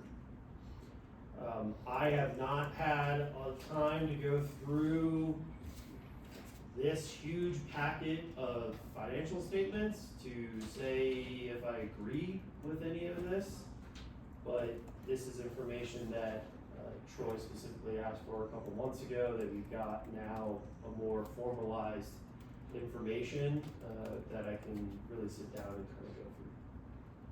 Well, there's several issues I was reading through it in the first part of the meeting. One, we've asked for it for what, months, and they sent money, the rest of the money to Colorado Payback in May. And didn't provide us any documentation, because that starts the 3-year clock on recovering the remaining money. The other issue I have in there is, this needs to be vetted against the arbiter's ruling, because I think there's items in there that they did with money that are against what the arbiter provided. I didn't have time today, after you called me, to pull up the arbiter's ruling to vet it against it. But there were specific things listed in that ruling of what they could use money for, and what they were prohibited from using that money for, because that was money to the residents, not to Paintbrush. Paintbrush didn't win. Paintbrush Metro District didn't win the arbitration. The residents of Paintbrush Metropolitan District won the Which, arbitration. in my opinion, that means the interest earned is not interest earned for the district, it's interest earned for the resident. Correct. Which is why it needs to be vetted against the arbiter's ruling. If they violated the arbiter's ruling, then there needs to be a separate issue dealt with that. So, But that's just my initial thing, like I couldn't go through, I mean, they have every resident listed in there and how much money they were sent. And then they have it broke down per month, but there's gaps, and there's still, he's coming up with percentages and stuff that, he's basically making up his own rules here on how he's dispersing the money, remainder of the money, not how it was just directly ordered by arbiter. This is how it's gonna go. Because we went over that, we asked several clarifying questions to the arbiter's ruling. And he's taken the liberty to interpret some of that himself, the general manager over there, and that's not correct. do you want me to send this over to David as well? I just wanted to, it needs to be, and I don't know how the rest of the board feels, it's a board decision, but, it needs to be vetted against the arbiter's ruling, one, for accuracy, to make sure the money was dispersed correctly, timely, and how they dispersed it, because I think they were told they got 2 offers. I think it was 2 offers, a mailing and an offer. They're talking about they spent 4 minutes per person on the entire roster of residents contacting them, really? Yeah. And sent 2 letters to everybody? I said on average is Yeah. 4 minutes, because they said some of the conversations took up to hours. But they're taking liberties instead of factual documentation, and that's what this says. Is there a world where Woodman Hills gets any of this money back? Is that Yes, why at we're the doing it? end of Colorado buyback, part of is we can reclaim the money that was not claimed, Okay. which is why we did it that way. Because yes, we lost the arbitration, but we didn't lose entirety of all that money.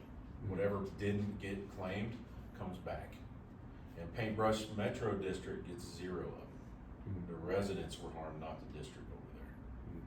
So he's claiming damage and harm and burden for Paintbrush, and we offered to do the administration piece, and they said no. So they're claiming burden and damages that they're not entitled to. The main reason I was asking is, it's always worth the board's consideration if Woodman Hills fee payers are paying for essentially to protect the interests of Falcon Highlands residents. Paintbrush Hills residents, excuse me. So I just wanted, that was the reason for my question there, and obviously, different legal team handled Right. the arbitration, so whatever, however David wants to recommend on that. How long was that money sitting there, then 22,000 and? It was supposed to be, there was a timeline for when they had to offer it and then send it. They were supposed to also provide us basically a mirror, a window into that account to be able to monitor the accounting ourselves, which they didn't do. So there's several shortfalls that, from the arbiter's ruling here. And, you know, now they're trying to send something saying, oh, it's all friggin' rainbows and unicorns. Yeah. All done. Look at how much money we actually lost. Yeah. This is, The arbiter's ruling didn't have anything about, so like, we had to pay damages to the residents, we also had to pay the legal fees and, you know, the staff costs as part of the lawsuit. yes, But that did not cover the administration of the settlement. So they're claiming that they can use funds from the lawsuit to cover their administrative costs.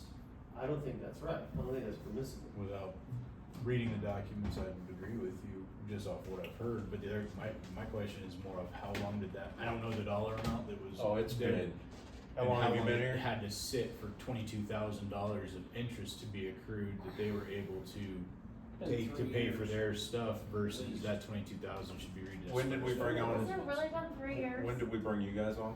2022. So we relieved, Okay. we relieved Ted a month after Yeah. this decision. Yeah, I think it was, very, very end, December Wow. 2022 is when we formed. I shouldn't say we relieved, it was a mutual parting of ways after a very long phone call. But the settlement was over 1.3 million. It's listed on there, the total amount of the settlement to the residents, and we even had it written specifically in the judgment that the arbitration was, the beneficiary of the award was the residents of Paintbrush Hills, not Paintbrush Hills, the district. And it says in there, they suffered no harm. Yeah, no, I just wanna make sure at least consideration if Woodman Hills is, you know, spending money for more than we'd ever possibly get back on the Right. correction from this. Right. No, I mean, if nobody claims their piece of the 113 or whatever, but there should have been more than the 113 sent to Colorado Payback. They took the liberty of taking some admin costs out of those funds, so. They basically put it in an account that made roughly 2% interest over however much time.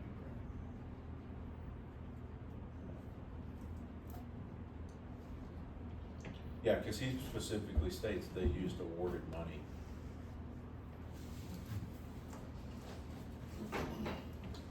Which they were pretty strict about, the arbiter even said that. Yeah. So I'll do some more review of this, but I will get with David on it as well, just to check me on the legal side with the arbiter's ruling and vet that out, and then bring you guys another update at the next meeting. That's definitely a lot to unpack, because that was a pretty, we went back and forth for a while on that decision to make sure we were accurately doing what we needed to do to remedy. I didn't get that. I didn't get it, I got it late Do you want that? today, so I Yes, just sir. made Troy a copy, but I can make copies and send it out to the board if you guys want it. Okay. Yeah. Thanks. We able to include the arbiter's ruling in there Yeah. with that too? Yeah.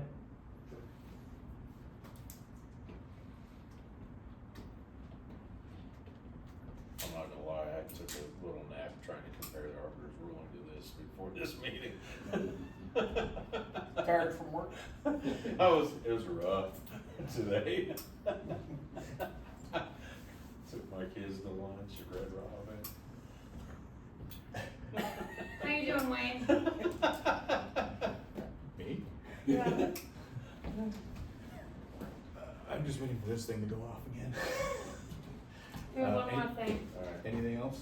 Yeah, so, update for the board on the audit, so, transparently, we're behind. Specifically, I am behind, so fell through the priority cracks, and I have engaged with CRS, is a large kind of district management accounting firm, so have a meeting with them on Monday to get some additional support on the accounting side. Just being, again, transparent, there's a lot of additional accounting on top of just normal day-to-day that we are just not equipped for, and we really need some additional help. I need the help, so looking to bring them in to help not only with the audit stuff, but also more of the closes, so monthly closes, end-of-year closes, and that will alleviate a lot of my time, staff time, that right now we're having a hard time just keeping things afloat on the daily. These extra things, I need the help. So I wanted to be transparent with the board and let you know that filed extension for 25, have sent trial balance and the general ledger information over for 24, still working through that with the auditors. We will get updates for you on timelines on that stuff, and I will provide additional information about CRS services and what that potential cost will be at the next meeting. And I will continue to stay close with Stacy on progress updates. Thank you. Didn't you say last year or the year before, whenever, that would never happen again? I thought so. I mean, I honestly had thought we could handle it, and we've taken on some additional responsibilities, had some changes in staff, and it just didn't work out the way that I thought we could do it, and it's just gotten to a point where we need the help, and I just have to admit that we need the help. Any pushback on the extension requests? Not yet, no. Long time follow-up. Have we heard anything on permitting for the plant? Yeah, the last month's report, we applied for the permit. Okay. So CDPG's had stuff for almost 3.5 weeks now. Did they reach out to us saying it was time, or what, I mean, what pushed that? We pulled the trigger on that, Alright, trying to get ahead of some regulations. okay, So they have pretty much till the end of the year to make their comments, Okay. ruling, come up with a new permit. And then once we see what's in that permit, then we can decide if we're gonna push back on anything or. I just would really like to see that permit switched over to Woodman Hills thing.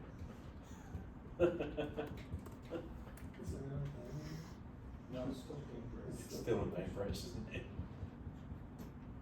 We're still operating off of their permit. No. I thought I think the extension's still under, Woodman Hills Metropolitan District. I thought it was still under the paintbrush when I looked it up. I thought they gave us the extension under the old permit number, which is paintbrush's permit number.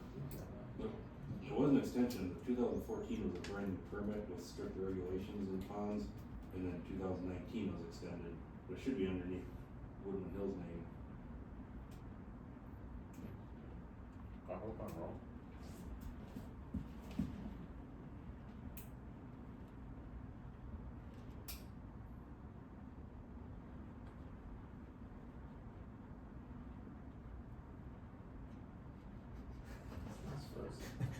There's only one thing left. TV's so we're waiting. frozen, everybody's looking at Wally.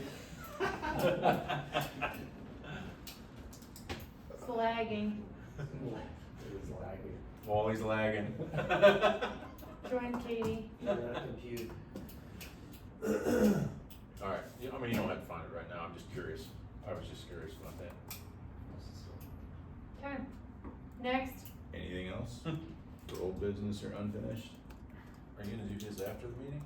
Yeah, after the meeting, if one of you guys wanna hang around, just listen to me real quick.